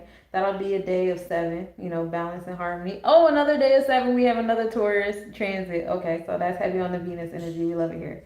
On the 26th, Uranus will be entering the Gemini zodiac, and that's a big deal. So progressive transformation is happening in communication. I know a lot of people are like gloom and doom, so they're like, oh my god, the internet's going to shut down, the way people communicate is going to change drastically, they're going to do a shutdown, everybody be scared. If you want to be scared and all that stuff like that, go ahead, be scared. Maybe that is what happens, I don't know. But Uranus provides progressive pushes in our community. Okay, not just communication, it's in our community. Now, if you want to get into communication and internet communication, then you would go to Aquarius. You wouldn't go to Gemini. Gemini is how you talking to the people around you. We talking about siblings, cousins, aunties, uncles, grandparents, the people you went to school with since kindergarten that still live next door. You know what I'm saying? Tri-city area, that's all Gemini. All right, so Uranus is providing progressive pushes in that space. Honestly, if you guys aren't already into some type of community building, we are definitely in the day of Ujima today. We're going to be in Ujama tomorrow about community economics, community togetherness, conflict resolution as a community. If you ain't doing the Kwanzaa work, which is something y'all should be doing all 365 any fucking way, I highly suggest y'all get into it before Uranus enters Gemini. I have no idea what they're going to do specifically. I am not a psychic, I don't predict the future. I'm just about energy awareness. And I can tell you this, if Uranus was doing all of that in Taurus the day that it entered fucking Taurus, imagine what it's going to do when it enters Gemini. Just use your imagination, whether you want to be gloom and doom or you want to be abundant and enjoy. Either way, it's going to call on y'all and push on y'all to start engaging in your community, speaking the fuck up. We are in the age of the horse. Age of the horse is not about closed chakras, being quiet about your joy. A lot of y'all like to be quick to match energy, quick to say some slick shit, quick to say negativity and all that stuff. But then when it comes to joy and abundance, I gotta be quiet because people is talking bad about me. This is not the time to do that. If y'all be quiet and y'all be shutting up y'all throat chakras, guess what's gonna happen? Y'all gonna miss opportunities. It's gonna be spaces that require your voice, your abracadabras to make doors open. And guess what? You're gonna be over there walking in fear, because that's what the fuck that is. You feel like, oh, I'm empowering myself, I'm protecting myself. No, bitch, you're in fear. You're afraid, and you believe that other people bad talking is way more powerful powerful than what the fuck you got going on and what the fuck you got to say. Let me tell you this. I'm going to tell y'all all about my joy, and I'm going to walk y'all through it. And guess what? Ain't nothing negative y'all got to say. Ain't no negative judgment y'all got going on will ever be stronger than what the fuck I got going on, because I know who I am. You understand me? And y'all can move like that. You know what I'm saying? Y'all should feel so empowered to move like that. I don't understand why y'all don't, but y'all want to call yourself gods. You know what I'm saying? Y'all want to call yourself deities and orishas and saints and angels. Y'all got all these dope ass names. Y'all Jesus, y'all Yeshua. Y'all got all these dope ass avatars over here walking and acting like fucking mortals. Meek enslaved mortals as that. You know what I'm saying? Like, that's crazy work to me. I don't know. Do what you do, okay? Hey, El Ray, what's up with you? Do what you do. I don't know, but that don't make sense to me, and that's not going to work in a year. Of course, you're going to miss a lot of opportunities, especially with Uranus and in Gemini, because the best way to make things happen is to align with a community that's going to support you. Nobody does anything by themselves.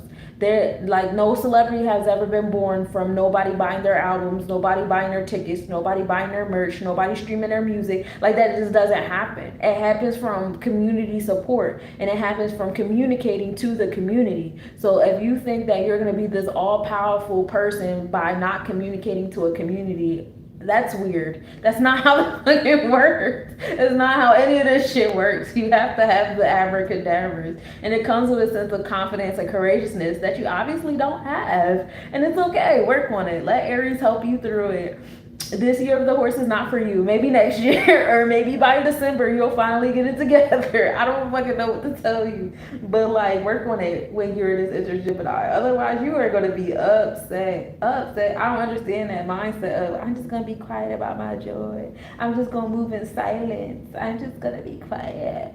Bro, like, you're fucking the balance up. People are waiting for you to spread your light so that they can do what they gotta do, and you over here not even walking in your power, being scared, acting like that's power. That's not power, that's fear, bro. Anyway, Venus and Uranus are actually going to be in conjunction on the 23rd, which is going to be interesting because that's going to happen right before Uranus enters Gemini, a couple days before that. So Venus is going to whisper in Gemini's ear, like, all right, so when you get to Gemini, I'm going to need you to do woo, woo, woo, woo, woo, woo, woo, woo, woo. And Gemini, and Uranus is going to be like, I bet, progressive pushing, because that's what we designed. Because back in March, you had that conversation with Ceres and Aries, right? And Venus was over there with Ceres. There's a grapevine situation happening here. Pay attention. It's a grapevine situation happening here. So Venus gonna go over there and play telephone with Uranus. You know what I'm saying? Like, well, Ceres and Aries was over there talking to Aries, and they wanted these kind of new beginnings, and they was willing to take these kind of actions, and they feel confident and courageous about it. And Uranus is like, all right, bet, I got you. I'm about to provide them progressive pushes so they can do exactly. They gonna stand on business. They gonna stand on exactly what the fuck they chatting about. Let's see what's up. You know what I'm saying? Like, that's the type of energy Uranus is coming with. So you better watch what you chatting about in March, because come April, you're going to have to stand on that shit. And then, of course, we talked about Mercury and Mars entering the Aries zodiac. Mercury entering Aries on the 5th and Mars entering Aries on the 9th, right?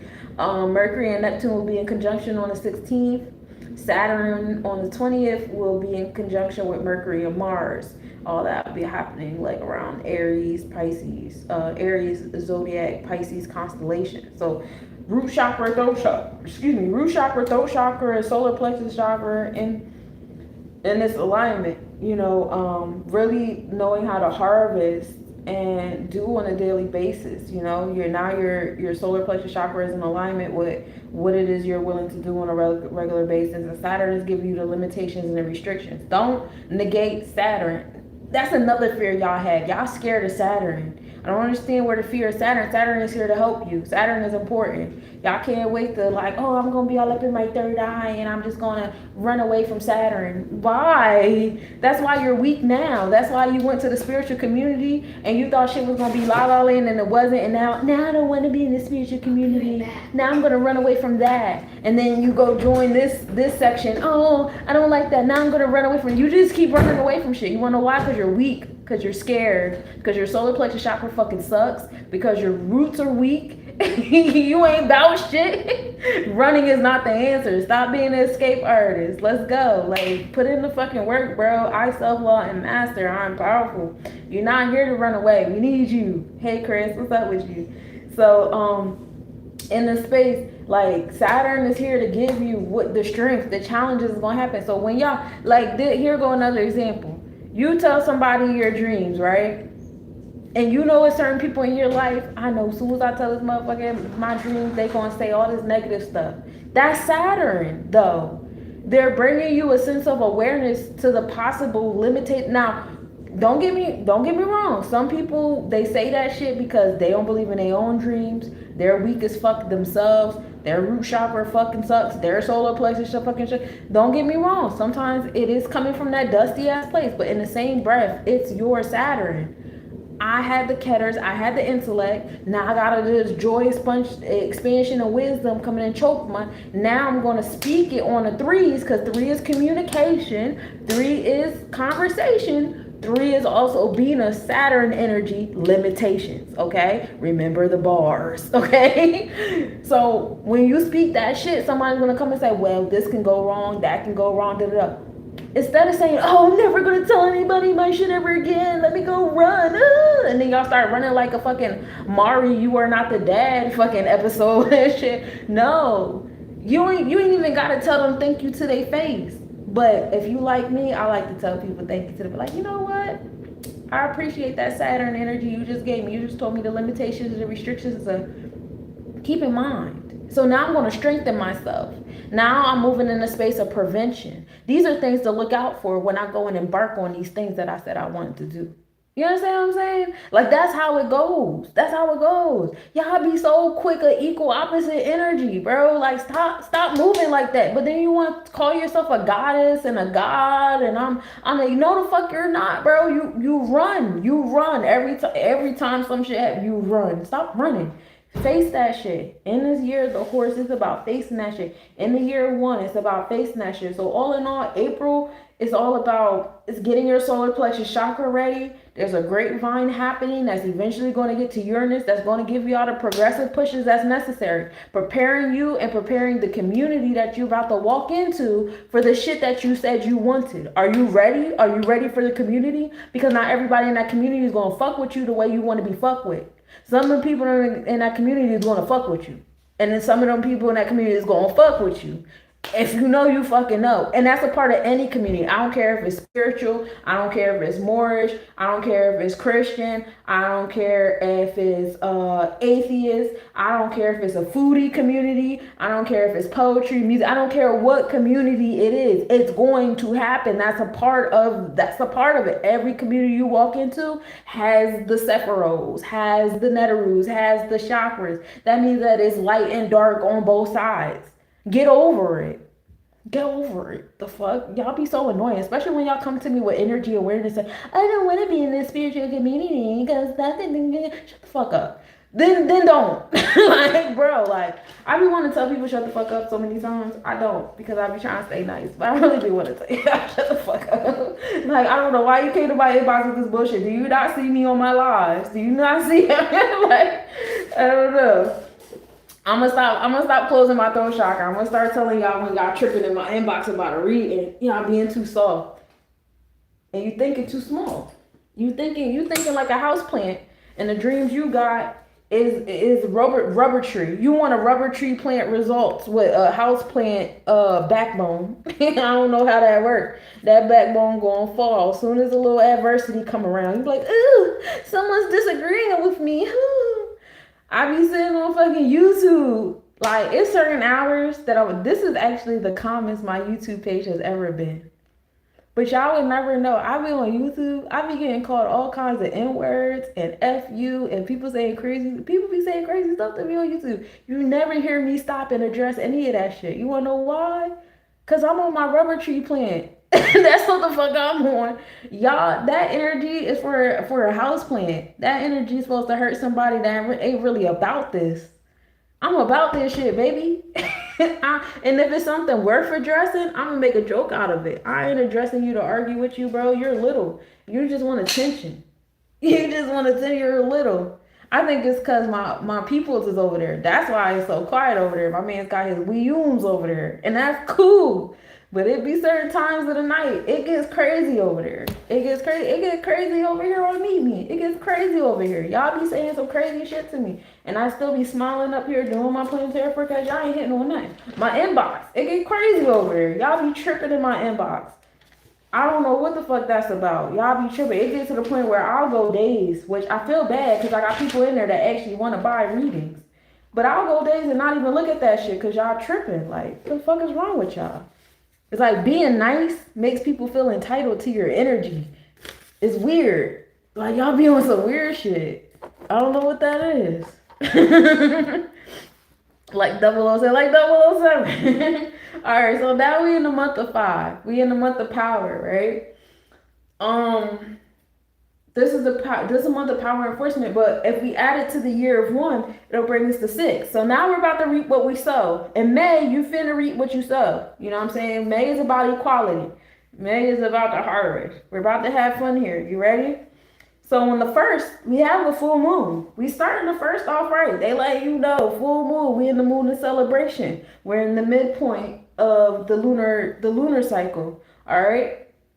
This is the flower moon. This is the corn planting moon. This is the milk moon. It's at 12:24 p.m. EST. All right.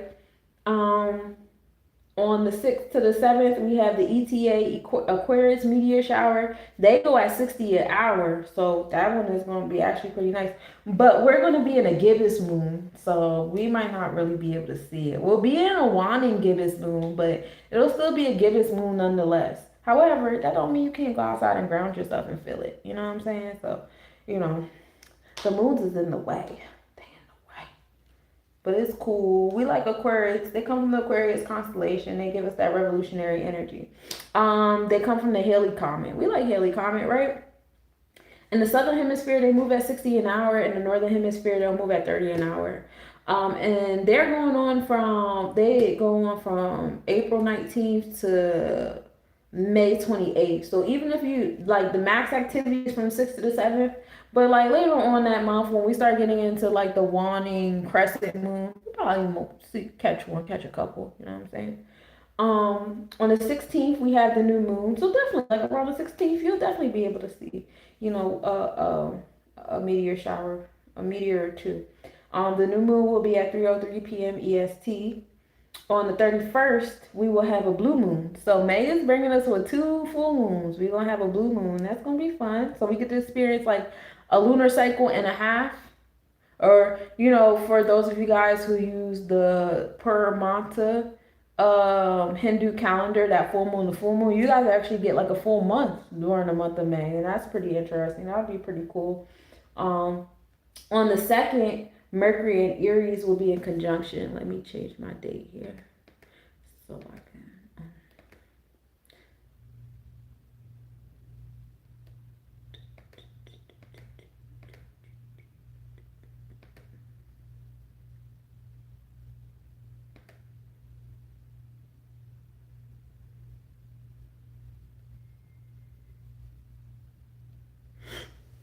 It's only 10:30. I should be done. I should be done real soon. I'm trying to fly through this, but I'm also trying to give y'all the information. All right. So Mercury and Aries will be in conjunction. That'll be over there in Taurus / Aries energy on the 2nd.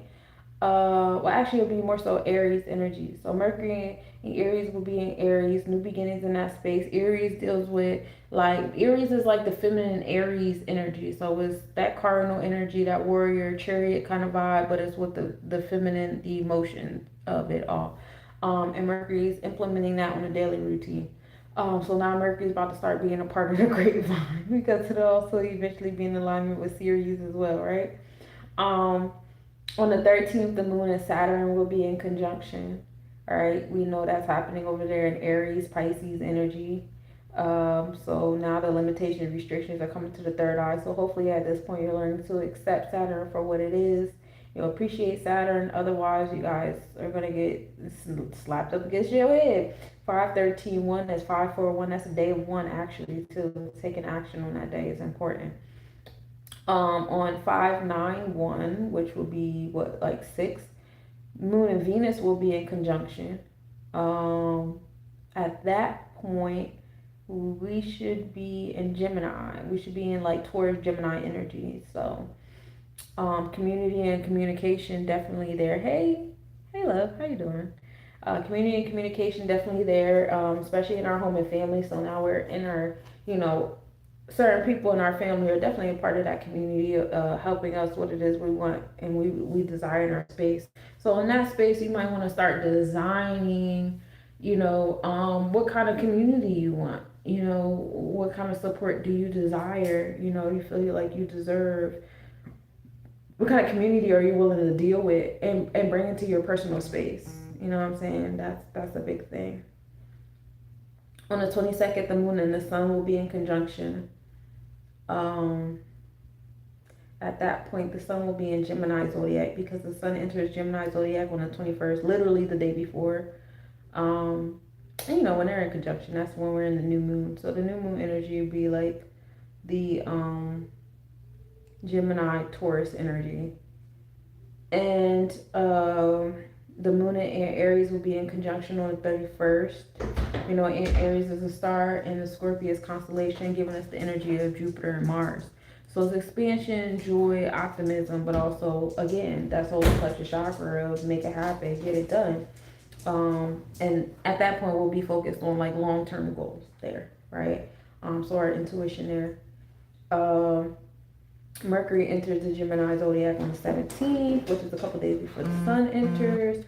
Mars enters the Taurus zodiac on the 18th, so we have our solar plexus chakra slowing down in that fixed earth energy. But now we are motivated towards designing facets of love, material wealth, what we find valuable and what we feel makes us valuable. You know what I'm saying? And wanting to take action towards those things.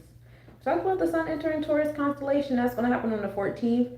So from like the 14th to the 20th, we'll have the sun in Taurus on the tropical and on the Vedic. So heavy on the, designing experience, material and emotional connectivity experience, making things beautiful. This is a good time for my artists between the 14th and the 20th. You guys probably have like heavy on the inspiration, artistic inspiration.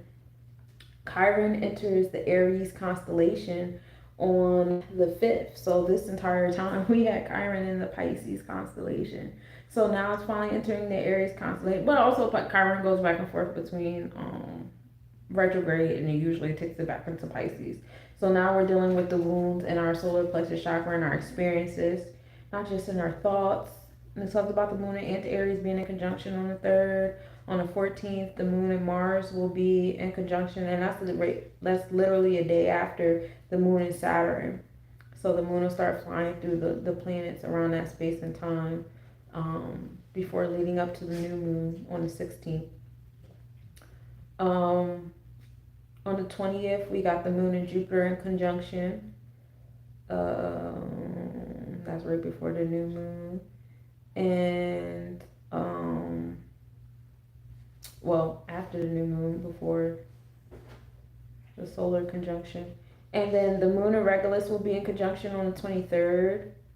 That'll be the moon and the Leo star. Because of course after the moon exits Cancer, I'm gonna enter Leo. So we end off with the joy and expansion and things. The North Node officially enters Aquarius constellation on the 18th. Hey, move. I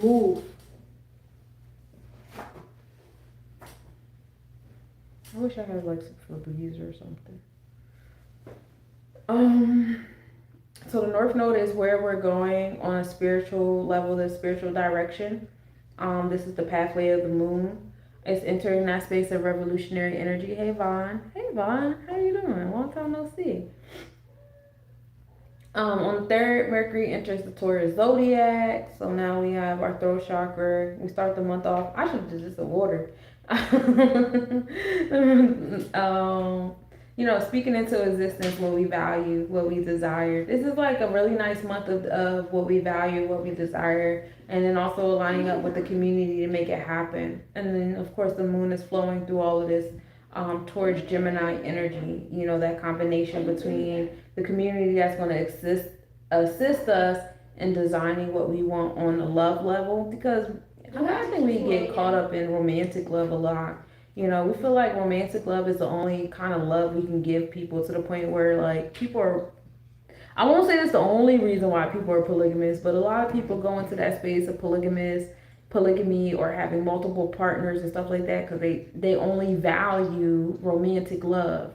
If it's not romantic, if it's not sensual love, then is it love? And it's like, bro, you have community love, you have familial love, you have philia, which is like brotherly love.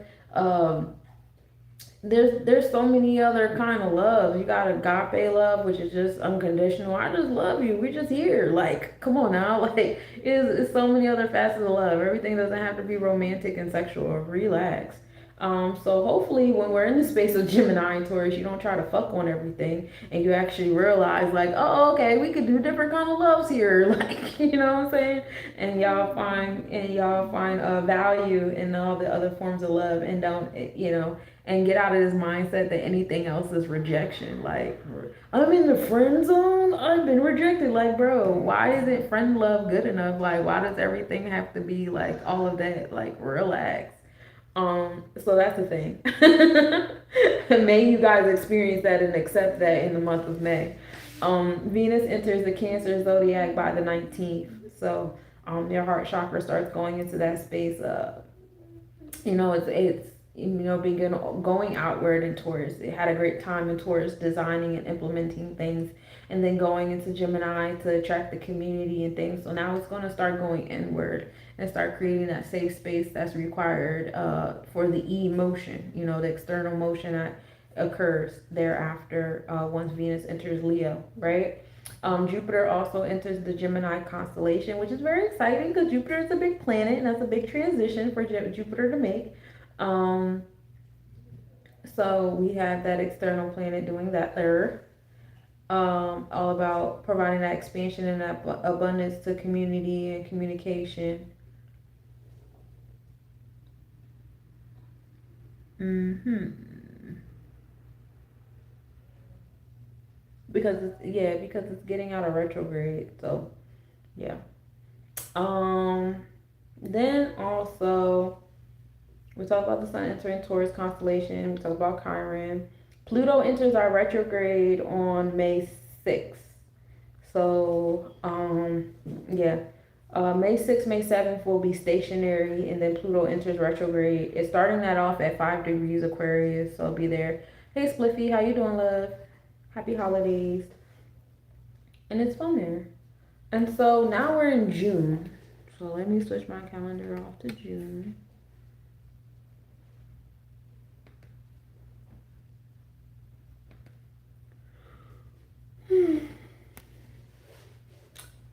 So June is 6.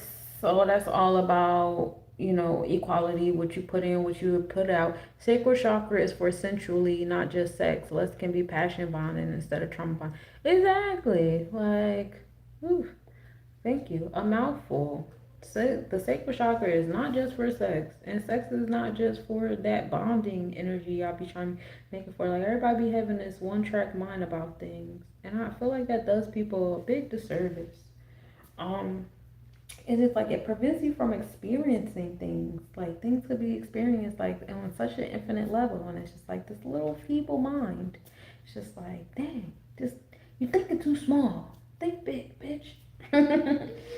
But June brings that equality. What you put in, is what you put out. So 6-1 brings you to 7. So now we're in this space of balance and harmony. By the time we come to June, you guys should be like, I get it now. We love it here. I have this harmony, this balance. The community is coming. I have this balance between going inward and dealing with self and experiencing the reflections and projections outward. I have these different facets of love and togetherness. I know how to act on the small picture of my Mercury and also on the big picture of my Jupiter. Like, I just feel so good. That's how we should be by June, I hope. Okay, some of y'all just gonna be like, you know what? I'm just getting used to the fact that everything's falling the fuck apart. Like, and peace to y'all. We have, let me see if I can start this off right. So Mercury enters the Cancer zodiac on the 1st. So that's how we starting off the month. Mercury rules over the 6th because Mercury rules over the 6th house. That's Virgo energy. So that's setting the tone for the fact that yeah, we in the month of 6. So now it's all about finding that balance, that harmony, that justice.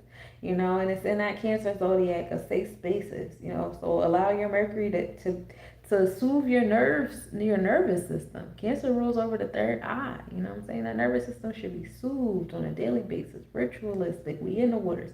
Take a bath. Go get one of those water fountains and listen to water all day. Like, it's fun here. Like, ooh, stop. So that's how we starting off the month. We kicking it off with that energy. Then, on the 6th, Mercury enters Taurus constellation. All right. So we have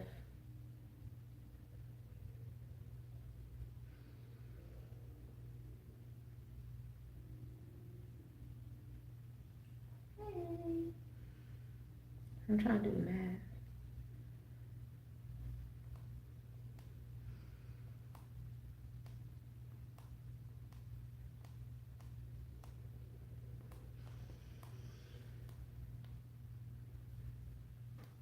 We'll be at, by the 6th, we'll be like, let me see.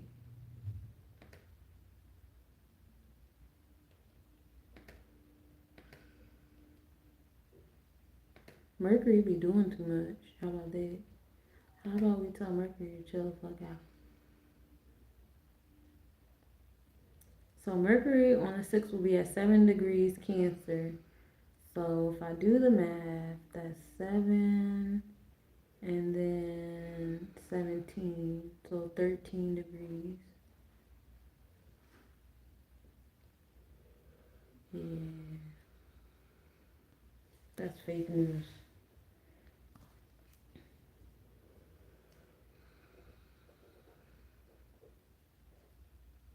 Right there. Okay. So, yeah, Mercury will be in the Cancer zodiac. We will be and Mercury will be in Cancer zodiac, and we'll be in the Gemini constellation.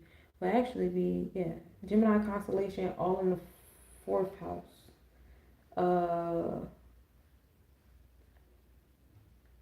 Then on the 9th, we have Venus and Jupiter in conjunction, as they both will be in Cancer. They'll be in Cancer zodiac and constellation at that point. And so, yeah, we got that happening in Cancer. So home and family is definitely, at this point, y'all should definitely be feeling the balance on the 6th.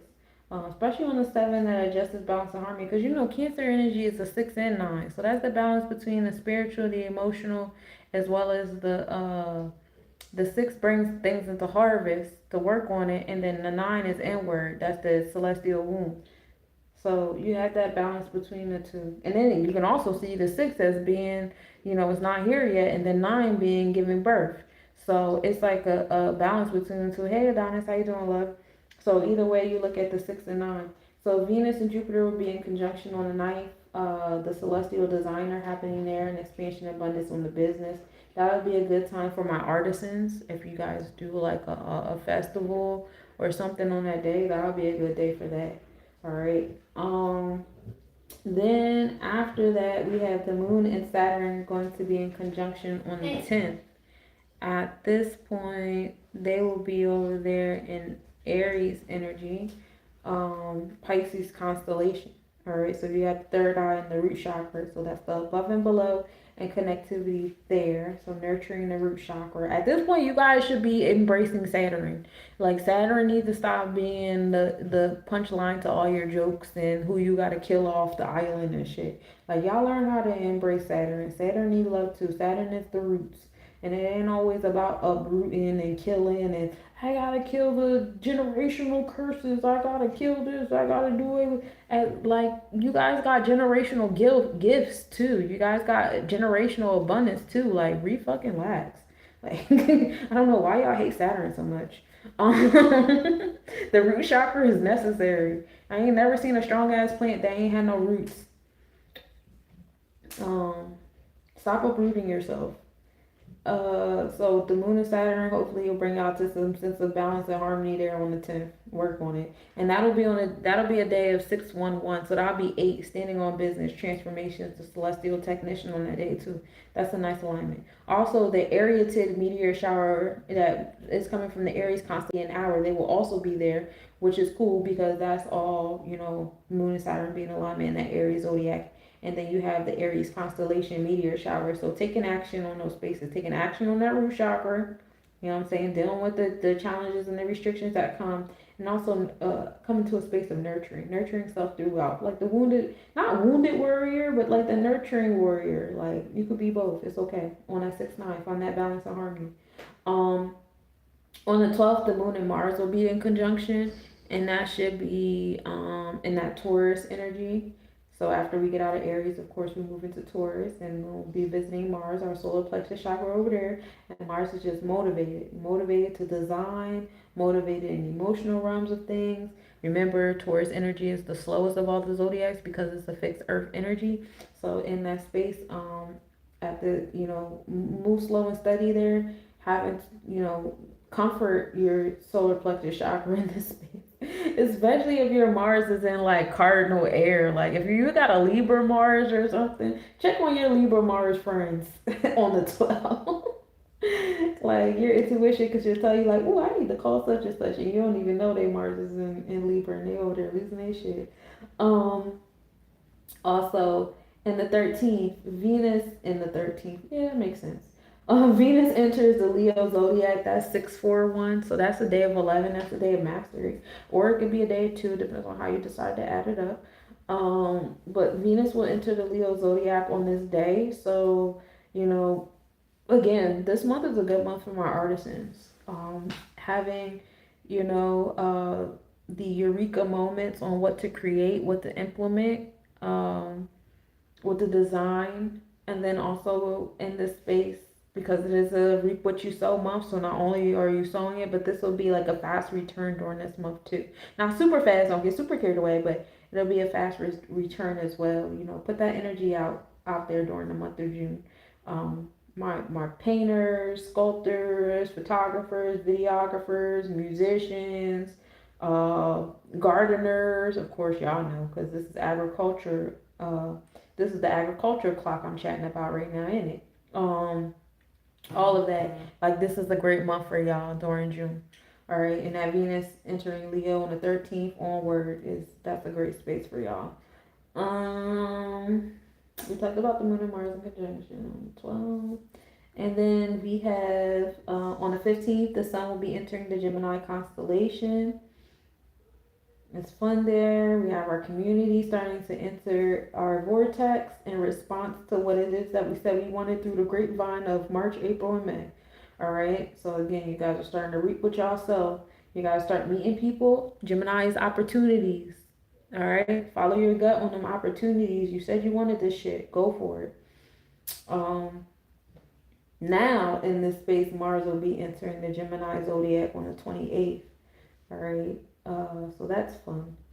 Now your solar plexus chakra is also being motivated towards, taking those opportunities. The goal is to be flexible and focused. Don't get fickle. And you guys should be grounded in what it is that you want to manifest. If you manifest a whole bunch of shit, you guys know the laws of physics. Not a whole bunch of shit can stay in the same place at the same time. You got to have an order of operations. That's what Saturn is about. You know what I'm saying? You're trying to be in Antarctica and on the moon at the same time. I don't know how you're going to do that. How you going to be an explorer on Earth and an astronaut at the same time? You know what I'm saying? And then you manifest the both of them. Now both these opportunities coming at the same time. Things like that. Now that was a crazy example, but y'all get what I'm saying. So be mindful of doing all of that to yourself and giving yourself that unnecessary role strain. Have confidence and courageousness in what it is that you're choosing for yourself. Because all that A, B, C, D, E, F, G plans and shit that these people on YouTube telling you about, you know what I'm saying? That comes from a sense of distrust. I don't trust myself to put in everything that needs to be put in and get back everything I desire to be brought back out into my space. You know what I'm saying? And then you're also afraid of failing. You know, that's why you have a plan B, C, and D. I don't know what I'm gonna do, what I'm gonna fail. It's the energy of the unknown, and I don't want to experience it. So to escape that sense of failure and sitting in my failure, I'm gonna have a whole bunch of extra plans. Like, it's okay, just like relax, relax. By June, I need you to fucking relax. On the 15th of June, this will be 661. So what is that? Was that 13? That's a karmic debt number. We love it there because that's learning how to stand on your ones and twos. That's going to be a new moon, and that's going to be at 9:56 p.m. EST. All right. Mercury will be at the Eastern elongation on the 15th as well. The summer solstice will be on 6/21. That's 6/31. That's the day of one. That'll be at 3:25 a.m. The north pole of the earth will be tipped to the sun, and so the sun will be at the northernmost position on earth. The full moon will be on 6/29. That's the day of mastery, but that brings you to what, 17, 8. That's a day of 9. Oh, completion and wholeness on a full moon. We love it here. That is also a strawberry moon, a rose moon, and a honey moon. That'll be at 6:58 p.m. EST. We talked about Jupiter and Venus and Cancer. We talked about the moon and Mars in conjunction. Did we talk about the moon and Venus in conjunction on the 17th? So after the moon is in conjunction with Jupiter, it comes into Venus, and then the moon in Regulus on the 19th. Then Chiron enters the Taurus zodiac. So now we have, I've been really waiting for Chiron to enter Taurus, because some of y'all need to reveal some of these wounds you have with material things. Material things and facets of love. It's going to come out your ass in June, okay? On Juneteenth, you heard me. On Juneteenth, Chiron will be into Taurus zodiac. So now we're going to start dealing with our wounds and transmitting our wounds and the strengths in that balance between the emotional and material world, the facets of love, what I have and what I desire, what I value and what brings me value. And some of you guys set your standard of self-value and value of others on this level that comes from a wound. I never had anything.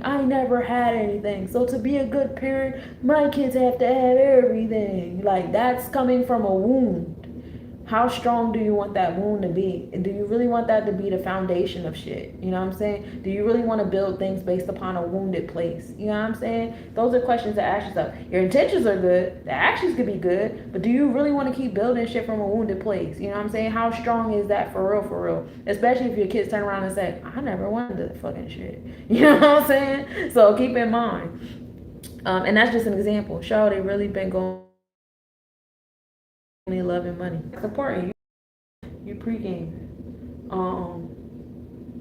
But Chiron will be entering there for the people in the back that want to take their time. Also on the 19th, the moon in Regulus will be in conjunction as well. So you'll have that third eye energy, even bringing us into the space of riches and glory and pride and all those things, while Chiron is over here like, that's exactly why you over there manifesting that shit. I see you over there doing that moon work. Yep. 6/19, mark my words. That's a good fucking day. That is a good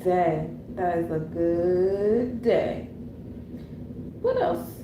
On the 25th, we got the comet 78P Gabriel gonna be opposite the sun. So, a comet has all the celestial information of the, galaxy, solar systems, the universe, or whatever. So that'll be on the spotlight. Some of you guys getting deja vu, coming into your Akashic records, coming into some spiritual lineage of some things. It's fun there. The sun will enter Cancer zodiac on the 21st. All right. On the same day of the solstice, the sun enters Cancer zodiac. So our thought process is on that balance of the 6 and the 9 coming into harmony. We talked about Venus. Did we talk about Venus entering Leo zodiac on the 13th? We did. Then Venus is actually going to be on the move, because Venus enters Leo zodiac on the 13th, but then it also enters the Taurus constellation on the 29th later on that month.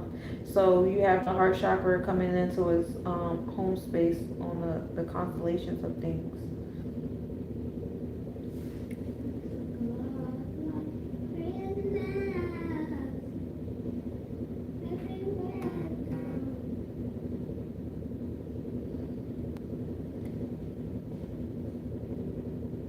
This is the 6th of June. Let me see. Let me see something.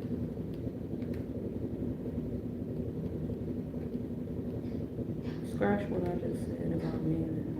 It is about to enter a different constellation now. I'm glad I know the mathematics so I can correct myself because sometimes I'll be doing these notes and I'll be sleeping. I ain't gonna hold you.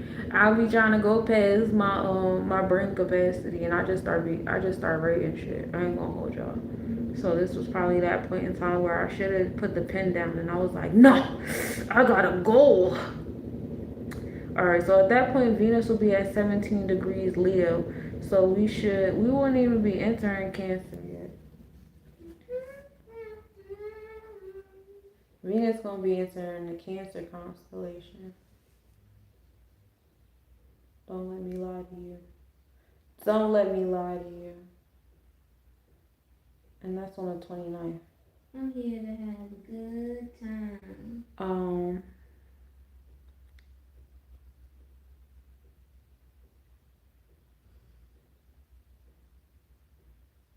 Mars is gonna be at 0 degrees Gemini. That's gonna be cool on the 29th. By the 29th, yeah.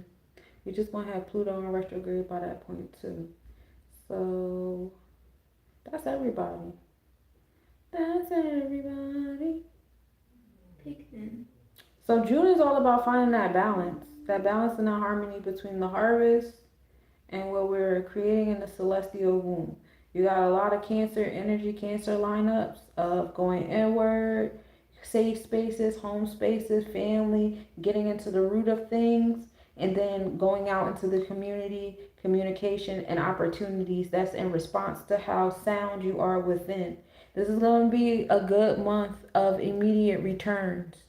All right. So June is going to be that month of that, but that's about that's in alignment with how sound you choose to be. Now y'all out here doing all this crazy stuff and y'all still on edge and you still want to be out 1,000 and you still want to be black excellence and all this slave driver bullshit and I got 5 jobs and 3 ebooks and 4 businesses and a nonprofit and all. You still want to do all that shit. June is going to burn you out. June is going to burn you out. You got too much going on. Don't forget we're in the year of horse. Don't forget we're in the year of 1. Don't forget all the alignments in Aquarius that's happening. You know, and in Aries, the transitions happening in fire signs. We have major planets moving in Aries. Jupiter is moving towards Leo. So fire energy is on the forefront right now between fire and air. Okay. What does air do to fire? So you want to be careful with that. If you're not balanced and harmonized by June, it's not going to go well for you. Be on your 7s, be in your truth about what it is about yourself and what you value and prioritize. Hopefully you guys did the work in that. All right, so now we're going into June. All right. We're going into June. No, we're going into July. This is the part where my brain capacity starts shutting down. I'll be like, no, we're going to finish. But July, we're in that month of 7, and we're in this year of 1, so we'll be on the 8th. We're being in a space of transformation, Sebek, the celestial technician, labeling, compartmentalizing things in our space, as well as standing on business, and it's fun here. Now, on the, how are we starting the month off? Okay, we don't, all this time we had a full moon and a new moon on the 1st, but that's not what's happening here. Now we more so to the middle of the month, and that's cool. So the new moon will be on the 14th at 4:45 a.m. EST. Guys know that'll be like a Cancer energy moon. That'll be between Gemini, Cancer. So community and going inward on the new moon. All right, so that'll be, starting off that energy. On the 28th to the 29th, we have the Delta Aquarius meteor shower. That's going from July 12th to August 23rd. They move about 20 an hour. They're coming from the Aquarius constellation. The sun is in Leo energy. It's going to be in opposition. So these are actually going to be very easy to see because they're going to be closer to our skies. The Earth is going to be in Aquarius constellation. And that comes from the comets Masden and Crocked. The full moon will be on the 29th, Well, no, I lied. They won't be that easy to see because fucking full moon's in the way. That'll be at 9:37 a.m. That's the buck moon and the thunder moon at that time. On July 3rd, which is 731, that's the day of mastery. Mars and Uranus will be in conjunction. Uranus is giving us those progressive pushes over there in the Taurus constellation. Gemini zodiac. At this point, we should be in Gemini zodiac. Let me change my Let me change my calendar.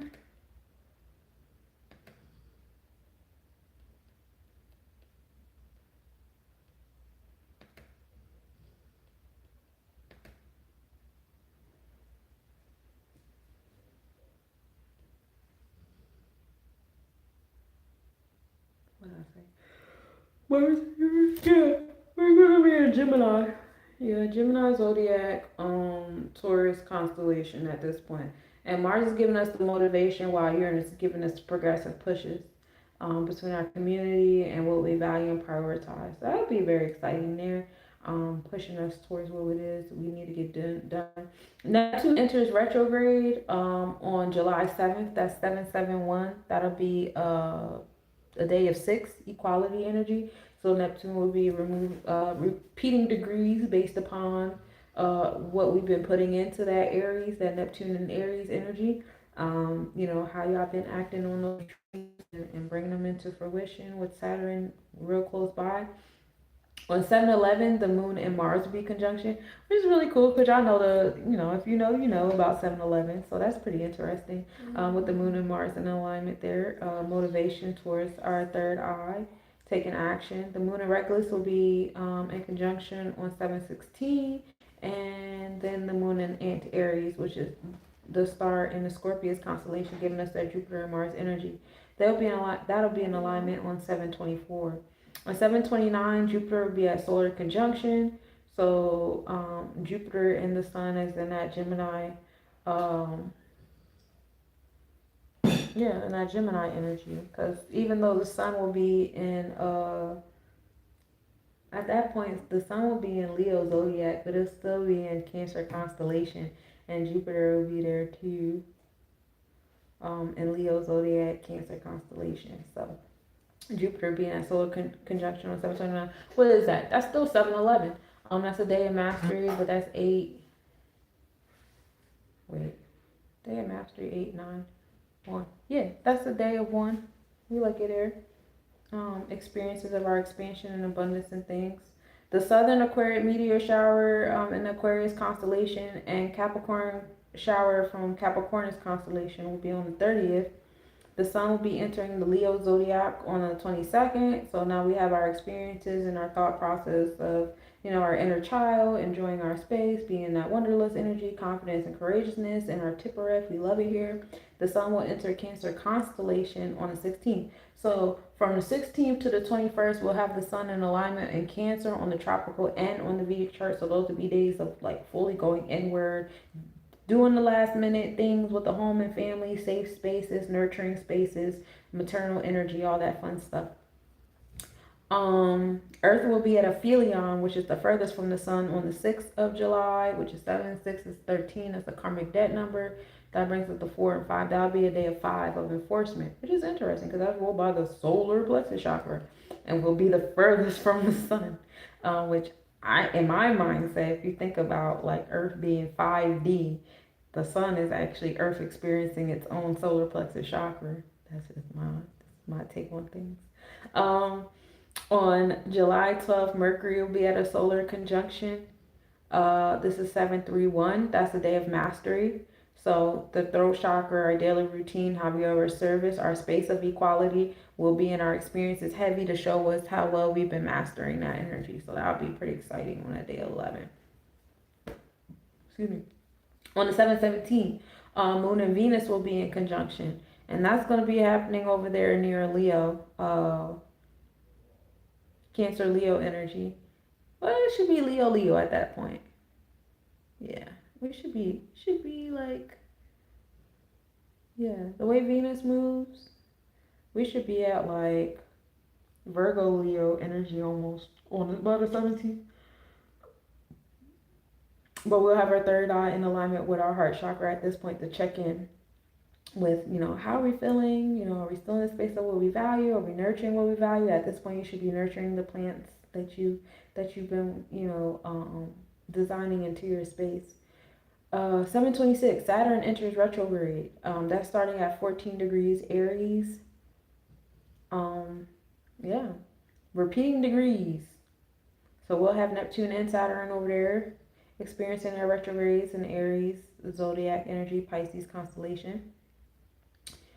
And it'll show you like how well you guys have been dealing with your dreams and manifesting your dreams into your physical space, right? Okay, I'll catch you later. Love you too. 729 Pisces, Austrian meteor shower, and the Austrian constellation. And so that's what's happening there. Oh, I knew I was fucking sleepy because I started putting August dates. I started putting August dates in July. Yeah, I was way past my capacity at this point. It's alright. We almost done, y'all. We in August. We in the month of 8 now. We're almost there now. We're almost there now. Because my energy is going down. And I got readings that I need to finish, but it ain't. This takes a lot out of me because it's not just me reading off papers and stuff like that. Alright, so August is the month of 8 in the year of 1. We on our 9s here. Alright, so now we're in the space of completion and wholeness. Alright, we done put the things to the womb. We done let the stuff cook since January on the 1/1s. Actually, right now in the month of 3, 9, we were in the space of creation. Yeah, because we're in the month of 3 in the year of 9. So we have been, in that space of creation, knowledge and understanding. So by the time we get to August, y'all should be like really like getting the things that y'all manifested in y'all space for real, for real. 8 is about standing on business, it's transformations, it's a celestial technician, labeling, compartmentalizing, building and destroying in your space. And then the year of 1, taking action on that. Also, 8 and 1 is a nice divine alignment of the Scorpius, Aries connection, Oya and Ogun.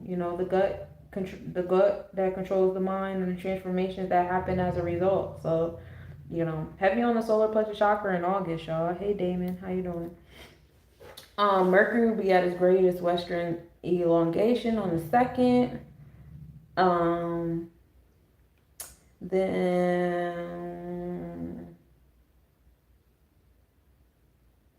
on the 3rd, the moon and Saturn will be at conjunction over there in Aries, Pisces, Aries.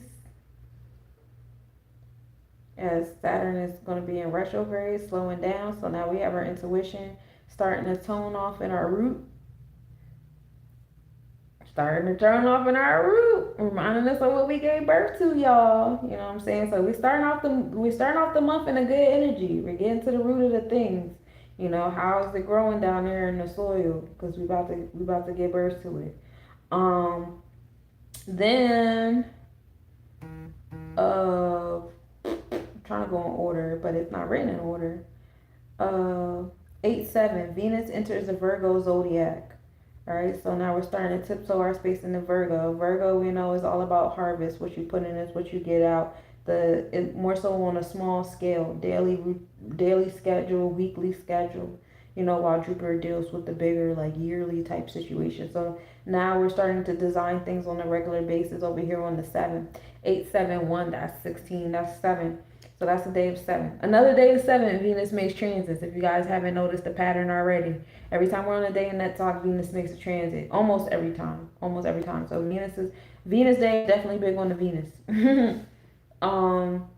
And then we get on the 8th, the moon and Mars will be in conjunction at that point.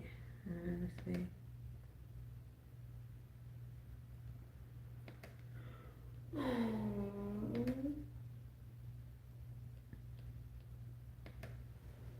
Are you not tired? I am tired. I'm almost done. That'll be over there in Gemini, the moon and Mars in conjunction in Gemini. At that point, we should be in Gemini on the tropical and on the Vedic chart. So this is happening towards our community and communication. our third eye and our solar plexus chakra aligning. That means some people are going to be coming into our safe and nurturing spaces to give us opportunities. I would definitely take those opportunities that come your way on the day of 8/8. Because like I said, that's yeah, 8/8. That's 16. That's 7. That's day 8. So you get 3/8 on that day. Oh yeah, I fuck with that. So on an 8/8/1 is a day of 8. So yeah, open yourself up to opportunities on that day. On the 9th, we have Mars and Ceres in conjunction. That's happening over there in Gemini energy. At this point, Ceres should be in Gemini. It'll be in like Taurus constellation. Gemini. No, it should be in Gemini constellation at this point. Mars and Ceres. So Ceres is agriculture. What it is that you're willing to do for it, whatever it is you said you wanted.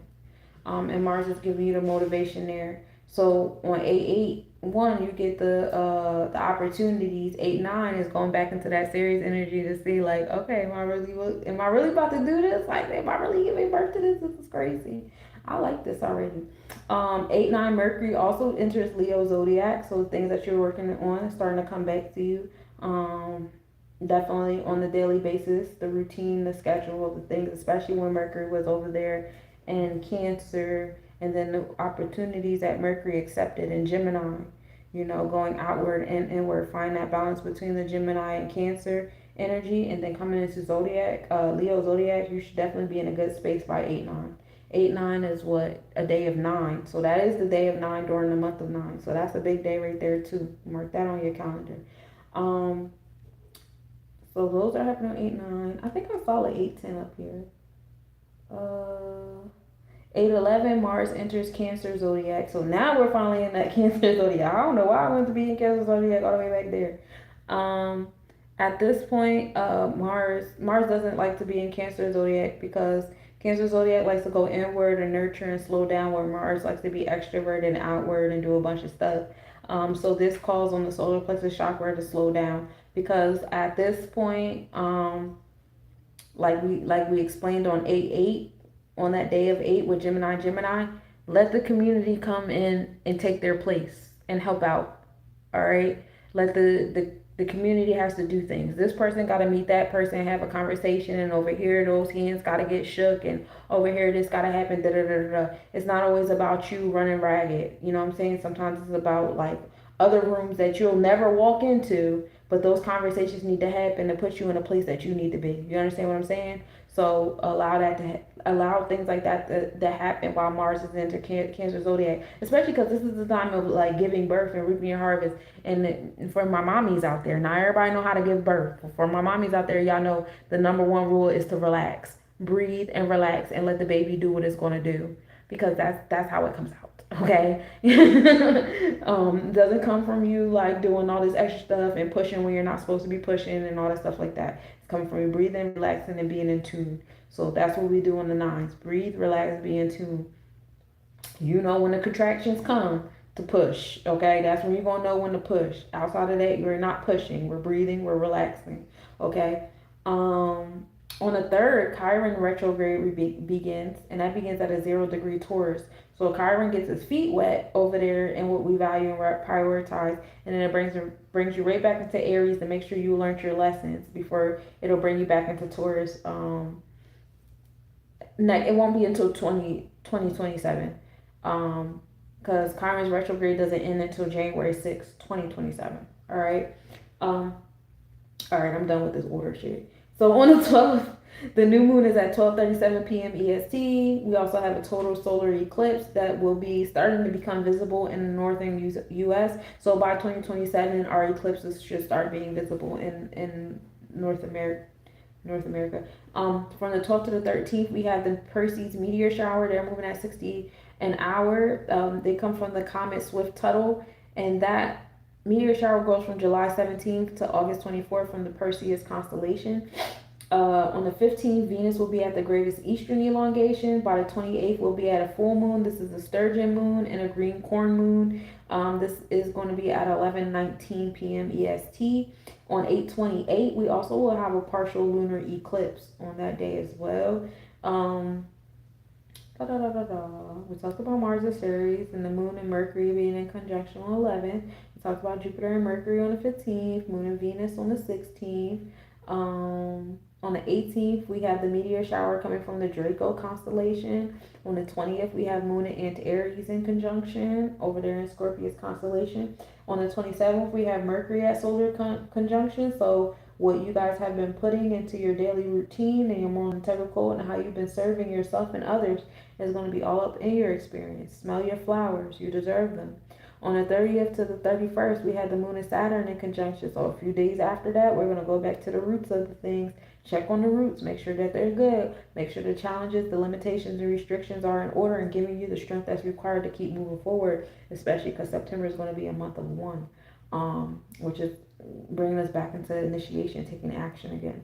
We talked about the Sun entering Virgo zodiac, Venus entering Virgo zodiac on the 7th, and then the Sun enters Leo constellation on the 16th. So from the 16th to the 22nd, the Sun will be on Leo on the zodiac and constellations. Mercury will enter the Leo constellation on the 30th. Mars enters Cancer constellation on the 20th. The North Node enters Aquarius again on the 18th. Mercury.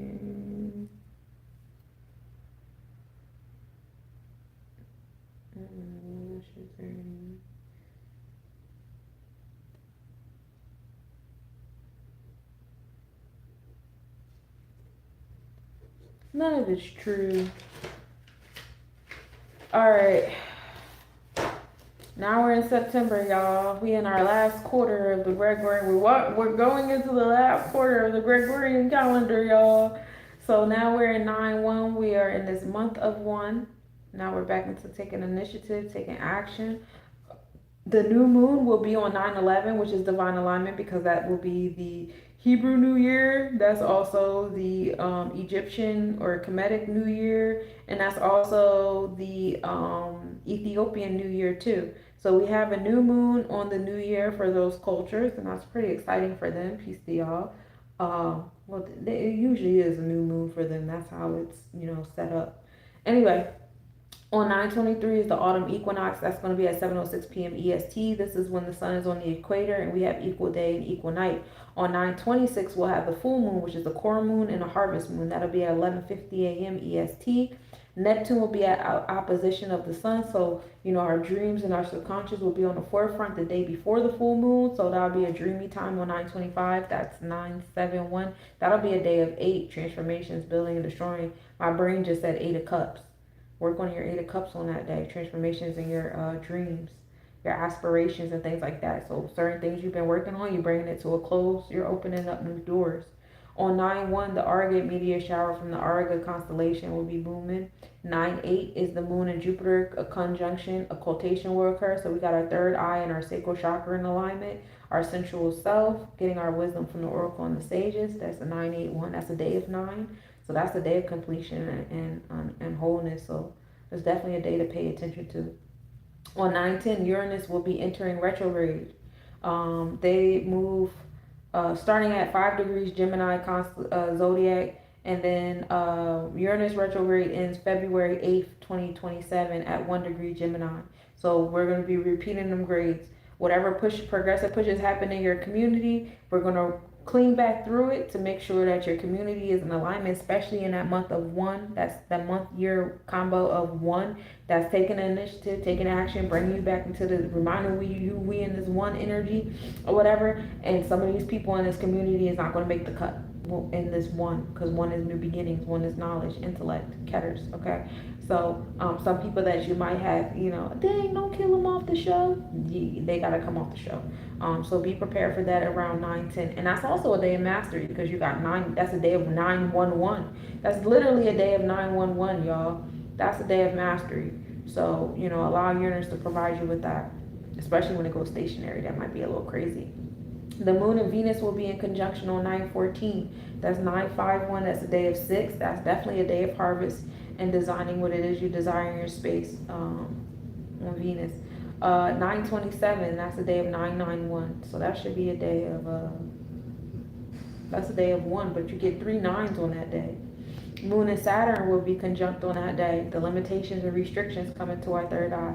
The sun enters Libra zodiac on the 23rd when we have the autumn equinox. On the 28th, Mars will enter the Leo zodiac. So now we have the fire planet inside the fire energy. Well, so we're going to start moving around again. We're going to start feeling motivated again. You know, now that one is getting activated by the end of the month. Venus will be entering Leo constellation, so we'll be active in designing as well. That's 951. That's a day of 6. That's an important day too. All right. The moon and Mars will be in conjunction on the 6th. That's a day of 7. That's a day of designing. Okay, that should be also a day to pre-game you prior to Mars entering the Leo zodiac a couple weeks after that. Well, like 3 weeks after that. So pay attention on 9/6 what the moon and Mars do for you, because by 9/28 Mars should be doing it. The Perseid meteor shower is on 9/9. That's a day of 1. That's coming from the Perseus constellation. Heavy on the dreams on 9/9. 9/12, the moon and Mercury will be in conjunction. That's the third eye and the throat chakra in alignment. Speak it. 9/17, the moon and Aries will be in occultation as the moon goes through the Scorpius constellation. All right. 9/10 is also a day of 9/11. So when Uranus goes in retrograde, Mercury will be entering Libra zodiac, speaking our truth into existence, and Venus enters Scorpio zodiac, transformations on our heart chakra and what it is that we desire, while Uranus repeats those degrees. So as what we are designing comes into some revelations and transformations, the community has to change, the opportunities have to change. All right. 9/17, the sun enters Virgo constellation. So from the 17th to the 22nd, we will have the sun in Virgo on the tropical and on the Vedic. That's a perfect time to harvest. Pay attention to your schedule and your routine. 9/15, Mercury enters the Virgo constellation. It's a good day here. So 9/1 is a day of new beginnings and what we design, what we desire, what we're having in our physical as well as in our emotional space. All right. Opportunities are going to change around that time. The community that implements our opportunities is going to change around that time. Be prepared for it in September. That's also the new year for a lot of cultures, and that's happening on 9/11, which would be a 9/11/1, 9/1/1/1. So, you know, be mindful of that, you know, transformations happening in September. All right. Now we get into October, which will be 10/1. This will be ultimately an energy of mastery, but this will also be 2, balance, harmony, and truth, which will be in alignment with Libra energy, because Libra, Mayat is the ruler of 2, bringing us the balance, harmony, and justice and things of that nature. So Venus enters retrograde on the 3rd. So now we have our heart chakra repeating degrees. It starts at an 8-degree Scorpio. So now it's moving back through those degrees of transformation to go back into Libra energy, bringing us into balance, truth, and righteousness. On the 4th, Saturn will be opposition of the sun, bringing into forefront of our experiences what our challenges are on this earthly realm, what it is that we're trying to do, while Venus has slowed down and repeating degrees and on the transformations that need to occur and truths that need to come out. You know what I'm saying? There's certain truths about those things that we were designing our space.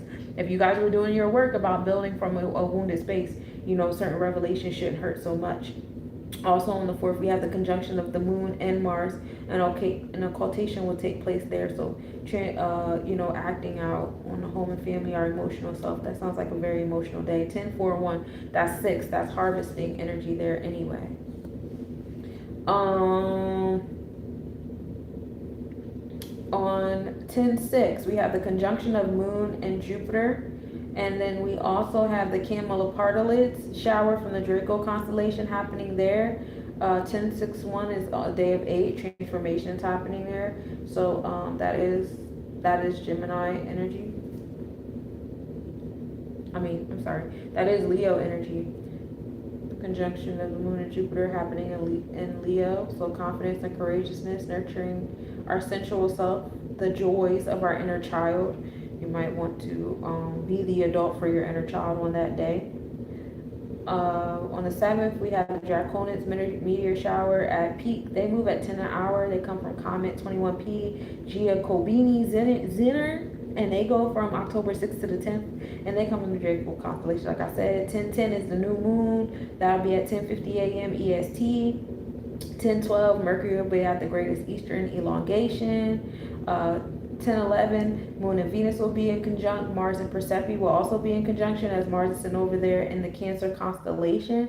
So still undergoing nurturing energy. At this point, you guys should know how to work Mars and Cancer. It shouldn't be all no I'm sad, I'm upset, because Cancer is a cardinal water energy. So where it does want to go inward and stuff like that, it is about taking initiative, and Mars is about taking initiative. Learn how to alchemize with the elements, for what they are. They share somewhat of the same modality. So in that space and time, we can act on nurturing our solar plexus chakra. It doesn't have to be about like just all about stagnation there. And that's a day of 4 too.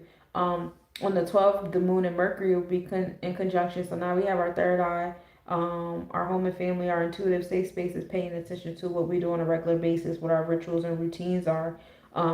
See what's in your comfort zone that doesn't belong there anymore on your routine. Some of you guys will be babying yourself at this point, because that equal opposite energy of 1 is comfort. Taking initiative, new beginnings comes with a lot of fear. So remove all the things that are keeping you stagnant because they're comfortable.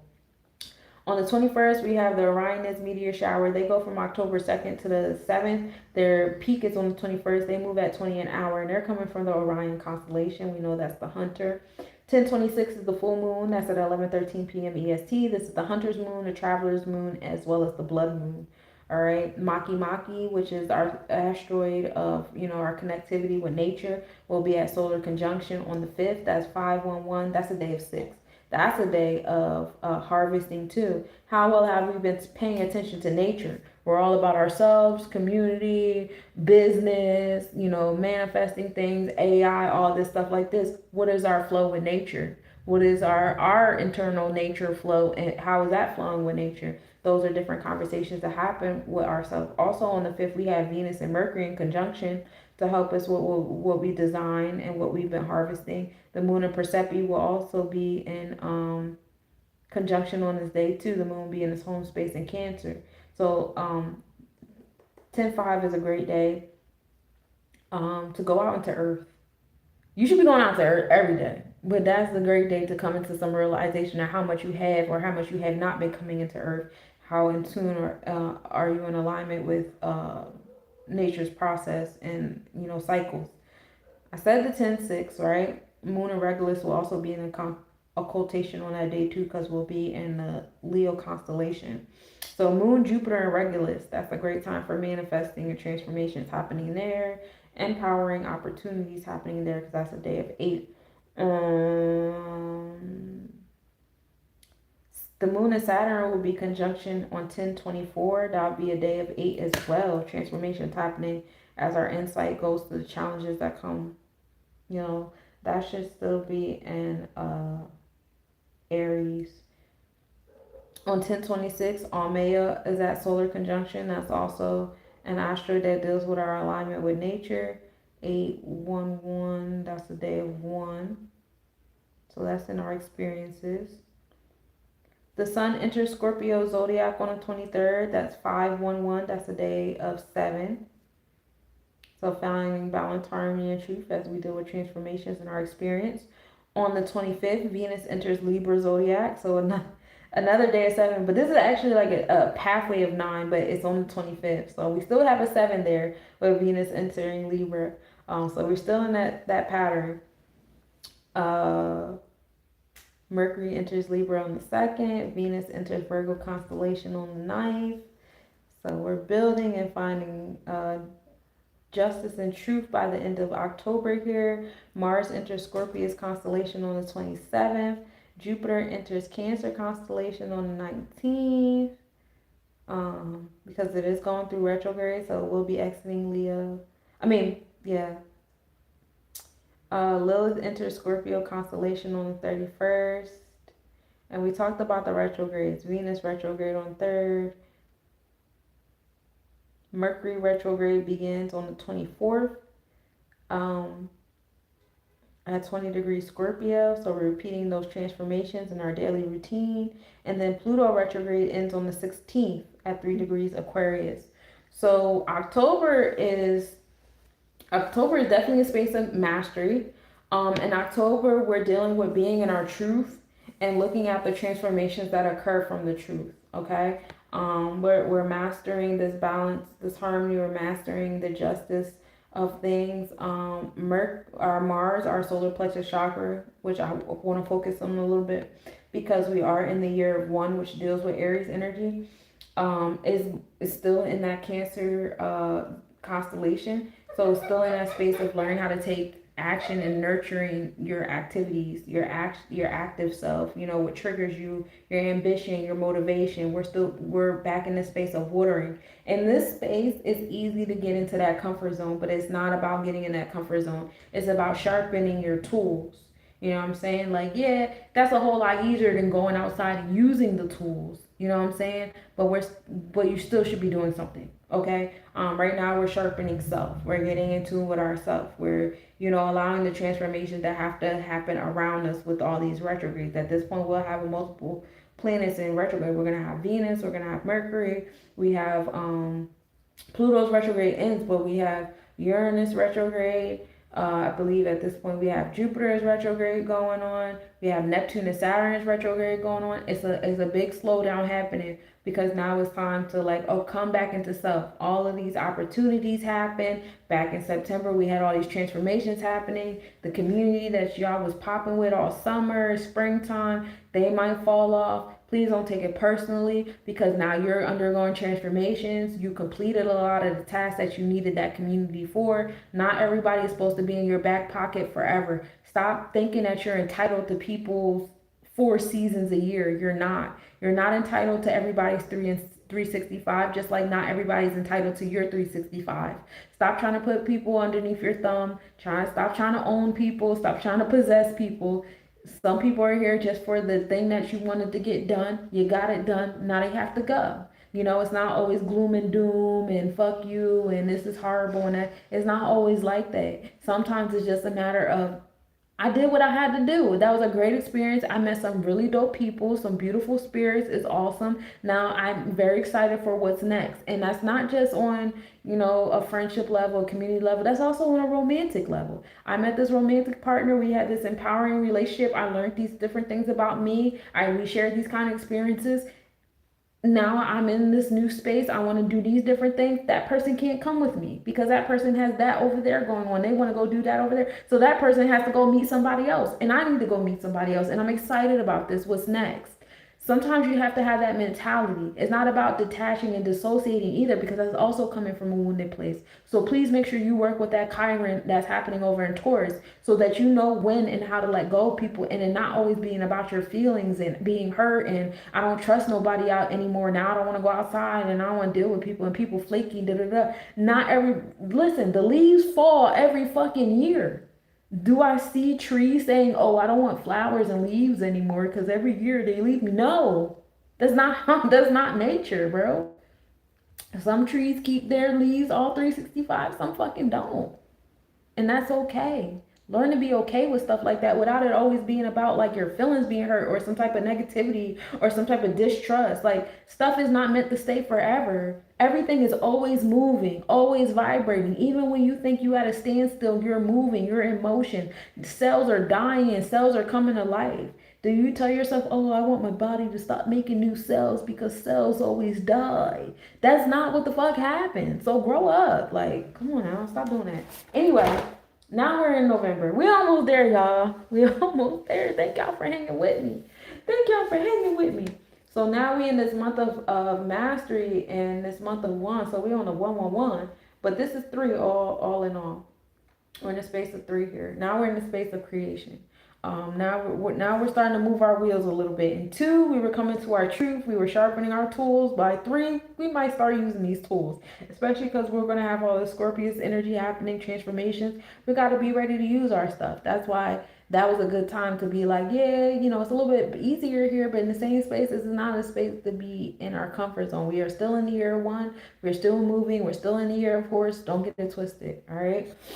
So, In this space, we kick off the month with Moon and Persephone in conjunction.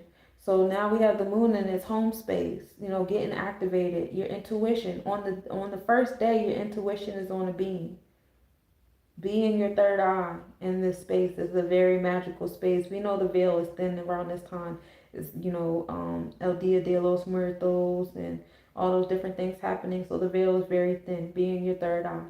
On the third, we had the Moon and Regulus in conjunction. So now we're bringing the riches and the glory. At this point, we're not building those things from a wounded place of what your mommy and your daddy didn't give you. We're coming from a strong, empowered thing of this is what I want because this is what I deserve and this is the kind of life I want to live, period. That's where we're at by the time we get to November. If we're not there yet, I don't know what to tell you. Also, Venus enters Libra constellation. I'm not going to repeat myself. That's basically what I said. Coming into your truth, balance, harmony about what you want to design and what you desire, as well as what you deserve in your space. And that comes from what you value and what you prioritize. Do the work with Chiron.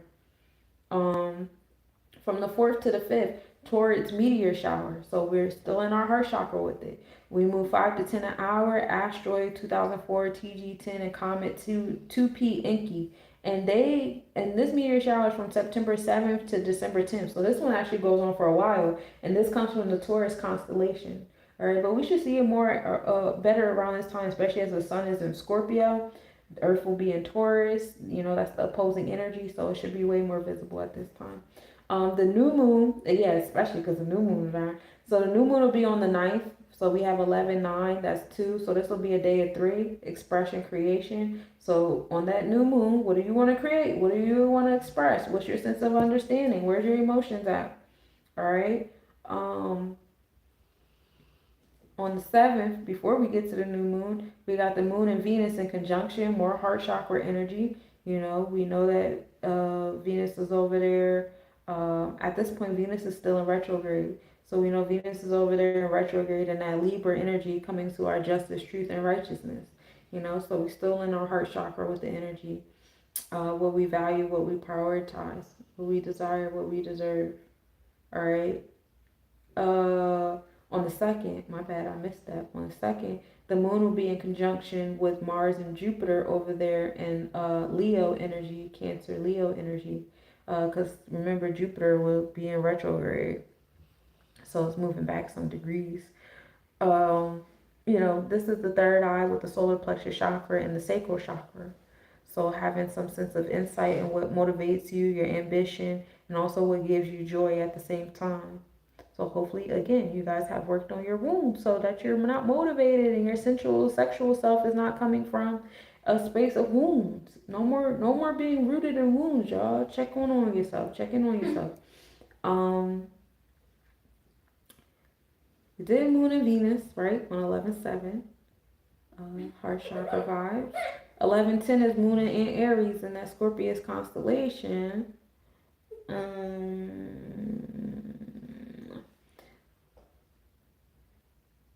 Venus retrograde ends on the 13th. Oh no, Mercury retrograde, excuse me. Mercury retrograde ends on the 13th. And that ends at 5 degrees Scorpio. So transformations happening on our throat chakra in that space of standstill. 11/13, that's 4, 5, 6. That's a day of 7. That's a day of 7. Coming into our balance and truth, creating revelations at that stagnant energy. Then the next day on the 14th, that's 5, 6, 7. That's 8. That's a day of 8, of course, duh. It's the next day. On a day of 8, a day of transformation, Venus retrograde will end at 22 degrees Libra. All right. Then on the 14th, Jupiter and Mars will also be in conjunction while that's happening. So we have our sacral and our solar plexus chakra in alignment. Being motivated towards what brings us joy, our expansion, abundance, our chokma, our wisdom. The 17th is when the sun enters Scorpius constellation. So now we're going to start having those transformations happening in our space. We done had Mercury and Venus going prograde. So it's only righteous that sun starts moving forward. By the 22nd, the sun will enter the Sagittarius zodiac. So now our thought process on expansion, abundance, philanthropy, how are we going to give to others while transformations happen in our experiences. By the 21st, we have the Monoceratid meteor shower. That's from the Monoceros constellation, the unicorn. That's very majestic. Remember, we're in a space where the veil is very thin. Rewinding back a little bit, on the 20th, the moon and Saturn will be in conjunction. So checking on our root chakra of things, challenges and limitations that's going on. The moon and Jupiter will be in conjunction by the 30th. Okay, that was Jupiter and Mars on the 14th. So the moon will get there. And then the moon and Mars will also be in alignment on the 30th as well. So it'll be the moon with Jupiter, Mars, and Regulus. So that's like a nice little square happening there on the 13th. Just checking in. Intuition is checking in on your internal self. You know, what's in the celestial womb. Are we taking care of ourselves in our safe spaces, our nurturing spaces, but also tapping into, you know, our inner child, our confidence, our courageousness in this space. So in conclusion, as we got these retrogrades going forward, transformations happening here, this month of mastery, overall energy at 3, is all about tapping in with self, checking in with self, self check-in. Again, like I said, during the month of 2, you're sharpening your tools. In the month of 3, there's going to be opportunities. There's going to be openings to utilize the tools. But a lot of this is checking in with self. You know, your emotional self and the inner child. That's in alignment with the emotional self amongst the transformations that's happening outside of self and the revelations and things revealing itself. Checking on your emotions around this space and time, especially with the Cancer alignments. A lot of this Venus, well, a lot of Libra energy is happening, Libra and Scorpius energy happening, which is, you know, pretty cool. Because, you know, we have Mercury and Venus, you know, ending their retrograde in the Scorpius zodiac, but it's entering the Libra constellation, you know, between the beginning and the ending of the month.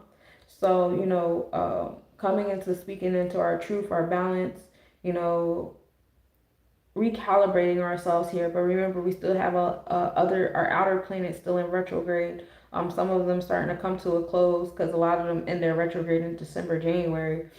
But yeah, this is a space of expression. This is when we go around the round table and we start having conversations. What needs to happen? What is going on?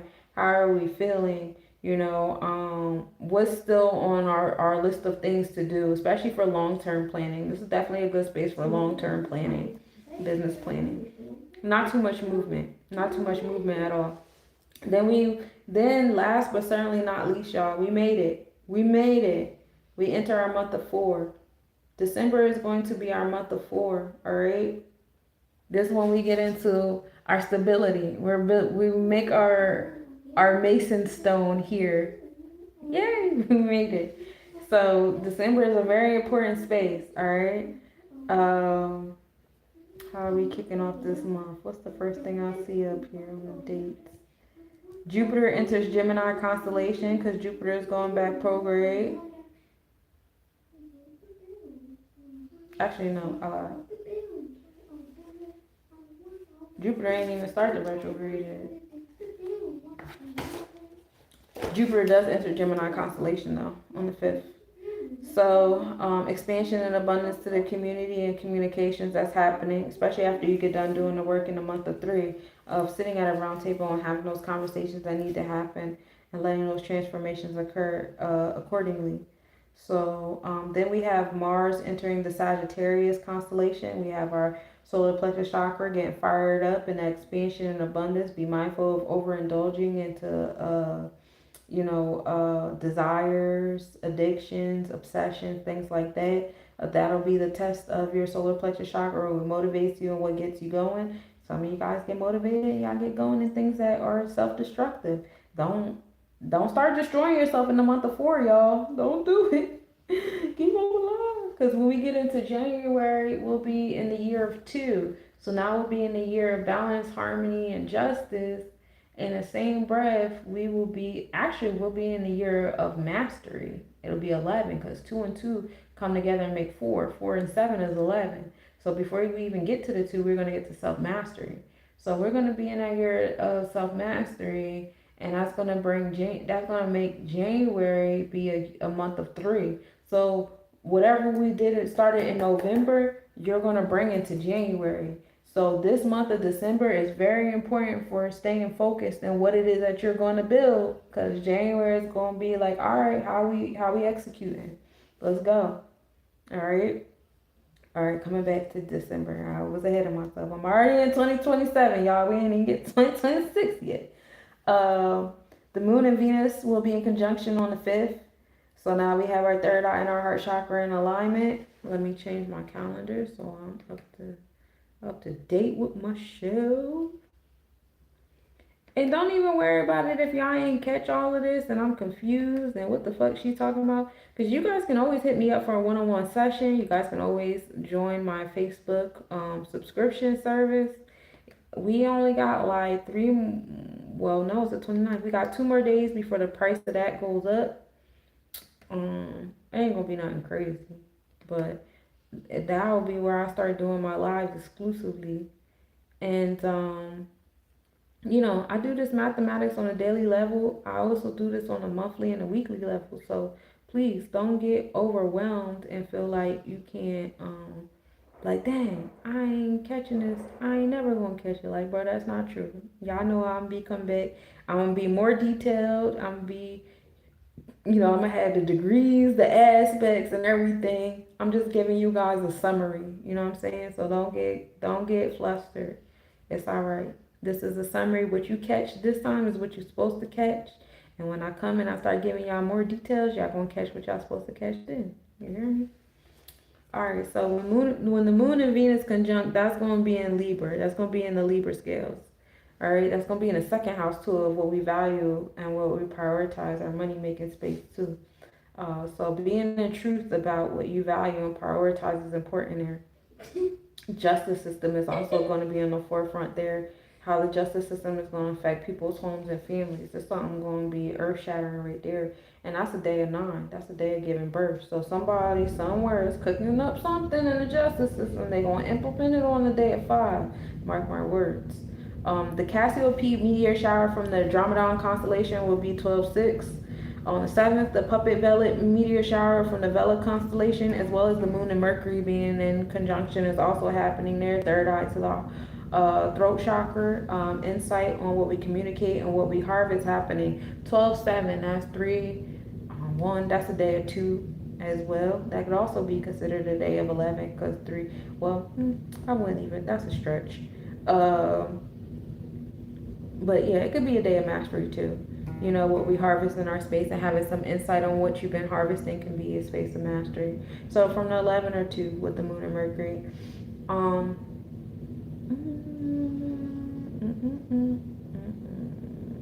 Mars enters Sagittarius constellation on the 11th as well. On 12/7, which is a day of 11 or 2 as well. So we just talked about that. Did we talk about Mercury entering Scorpio constellation on the 6th? And also Mercury entering the Sagittarius zodiac on the 6th. So it makes a jump in the zodiac as well as in the constellation. Mercury is on the move again, y'all. Do not expect your daily routine to be solid in December. It will not be solid in December. It will be moving a lot. By the 29th, Mercury will be entering the Sagittarius constellation. We'll be in 2 different constellations. Actually, when do we enter the Scorpio We'll be in 3 different constellations with Mercury in December. All right. We'll be in 3 different zodiacs with Mercury in December. Don't expect balance. Well, not balance. Balance is always key. Don't expect like a sense of stability. We doing the same thing over every month, every day in Mercury. It's not going to be like that. It's going to be transformations happening. It's going to be expansion, abundance, and engaging in your joy. And then by the end of December, now we putting in work. We're rolling up our sleeves slow and steady because we're getting ready to execute in the month of 3, which is January. All right. So don't expect that daily routine in December to be all on one accord and uniform and all that stuff like that. What you did in the first week, you're not going gonna do in the second week, and you're definitely not gonna do it by the fourth week. All right. But all these different experiences that you experience in your routine in your space of harvest, you're going to build with them on that 4. All right. These are all different kind of essential blocks that's needed. All right. The full moon is going to be a super moon, and that is going to be, so November and December are our super moons. We only get like 3 super moons in that year as well. And they don't, we get one in the beginning of the year, then we go the whole year no super moons until November, December. Then it's like, okay, I'll give you guys some more super moons. Like, I forgot super moons. So yeah, that's not happening until November, December.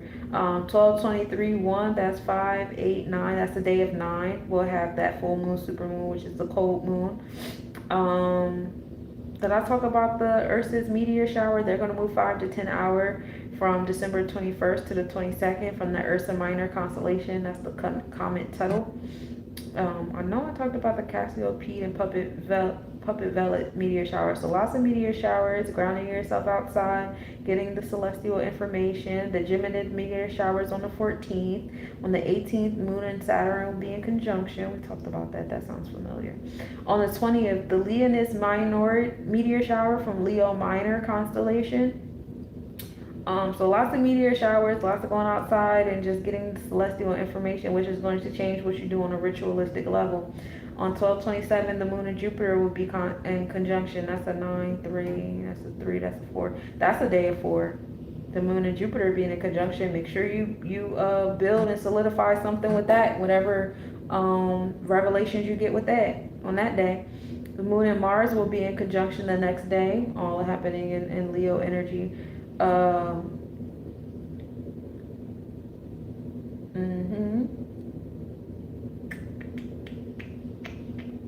Yeah, that's what we had. That's everybody. And then the retrograde, I told y'all the retrograde begins on the 13th, right? And it ends on April 13th, 2027. And that's we're settled. We're in Leo at this point. You know, we like it here. We're in Leo. We're not going anywhere. We go back to 16 degrees Leo or whatever. But we're still in, we do enter back into Cancer constellation at some point. So we start off in Leo zodiac and constellation, but by the end of the retrograde, we're back in Cancer constellation in the fixed 16 degrees of the Leo zodiac. So that's what's happening there on the 13th is the retrograde, and that's what 8. That's a day of 9 as well. That's a day of 9 as well. So December is about building blocks. I will go for not a whole bunch of opportunities, but more so experiences, feeling what works for you, getting into your different facets of self. Mercury rules over your problem solving skills, your ability to be witty and quick on your feet. That comes from different experiences. That comes from knowing a little bit about this and a little bit about that. So in that space, allow yourself to experience a little bit about this and a little bit about that, and use those as building blocks for what it is you're going to implement in January. All right. Like I said, Mercury is going to be a little bit everywhere. Venus also, Venus is not going to be as all over the place as Mercury is. Mercury's going to be back on his bullshit. You know what I'm saying? Mercury spends a lot of time, because Mercury was pretty slow in October, November. It slowed down for us, to allow ourselves to have a little routine. Like, I'll let y'all sit still for a little bit, but when December comes, y'all about to be everywhere. You ready? It's also a great time, like I said, to get that celestial information that's required from the meteor showers. Very dreamy time here. Make sure you ground yourself. Go outside, put your feet on the cold dirt. That's necessary. And of course, the moon is going around checking on people. The moon is always going to be going around. Every lunar cycle, the moon is going to go around and check on every planet and be like, you good? You good? You good? You good? You good? You good?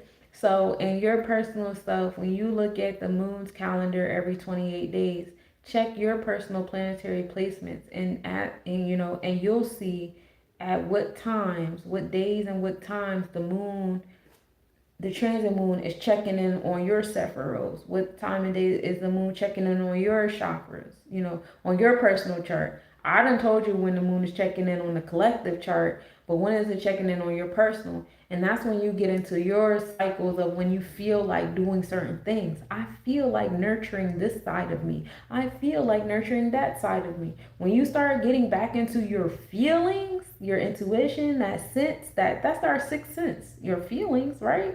Um, all the other animals embrace their feelings, but humans. And I'm not applying it to everybody because we are getting back into a space where people, correlating their feelings with spirituality and intuition and my third eye and woo wah, and guys are making it seem fantastical and stuff like that. But it's just as simple as animals knowing when the rain gonna come or when some bullshit's happening and they start running. It doesn't. It get used to it. You know what I'm saying? To where it's not like this big, oh my God, I gotta do this ritual thing. It should be a regular occurrence by the time we get to December. You guys should be used to the moon checking in on the energy placements of the collective and then the energy placements of yourself every month. Now you're starting to realize, oh, I understand. Like now at this point, like I'm easily triggered around this time. Yeah, because the moon is over there near your Mars. You know what I'm saying? Now it's not easy. That energy is open right there. It's very sensitive right there. Or during this period of time, I just feel like I'm so creative.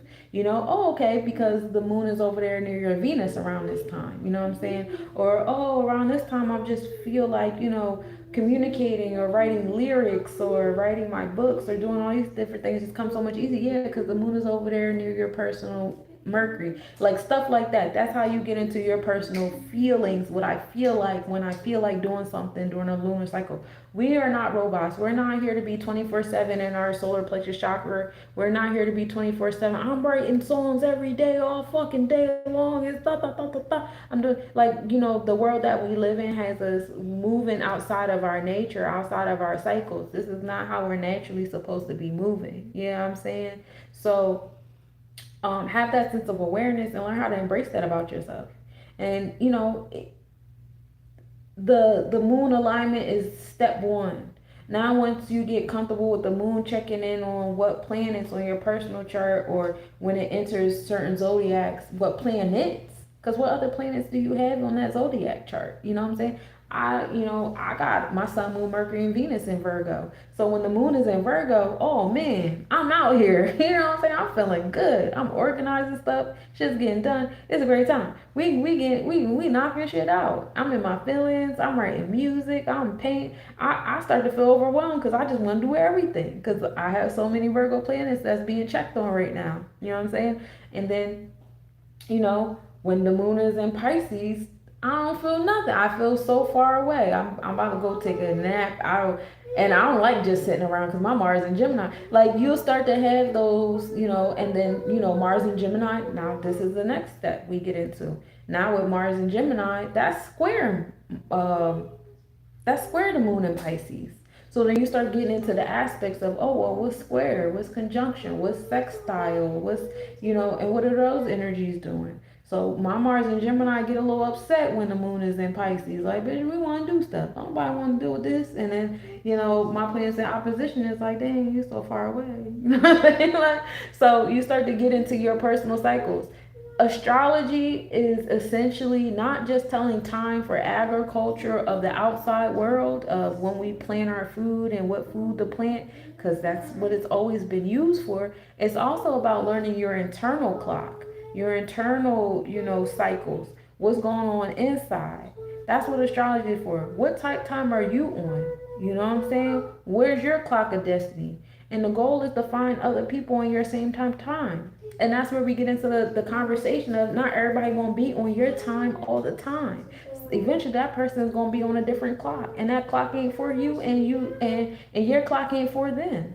And you got to be okay with that. And then every now and then when people be like, oh, people like to do pop-ups. People like to do pop-ups. Okay, cool. Now y'all back on the same type time again and do something else. So it's just learning how to embrace those different internal clocks that you have. You have a tropical clock. That's your thought process. You have a Vedic clock. That's the events that's happening around you. You have a draconic clock. That's your spiritual self. You know what I'm saying? You have these different aspects in the clocks, they're moving, around each other. Some of them move against each other. You got to learn how to alchemize that.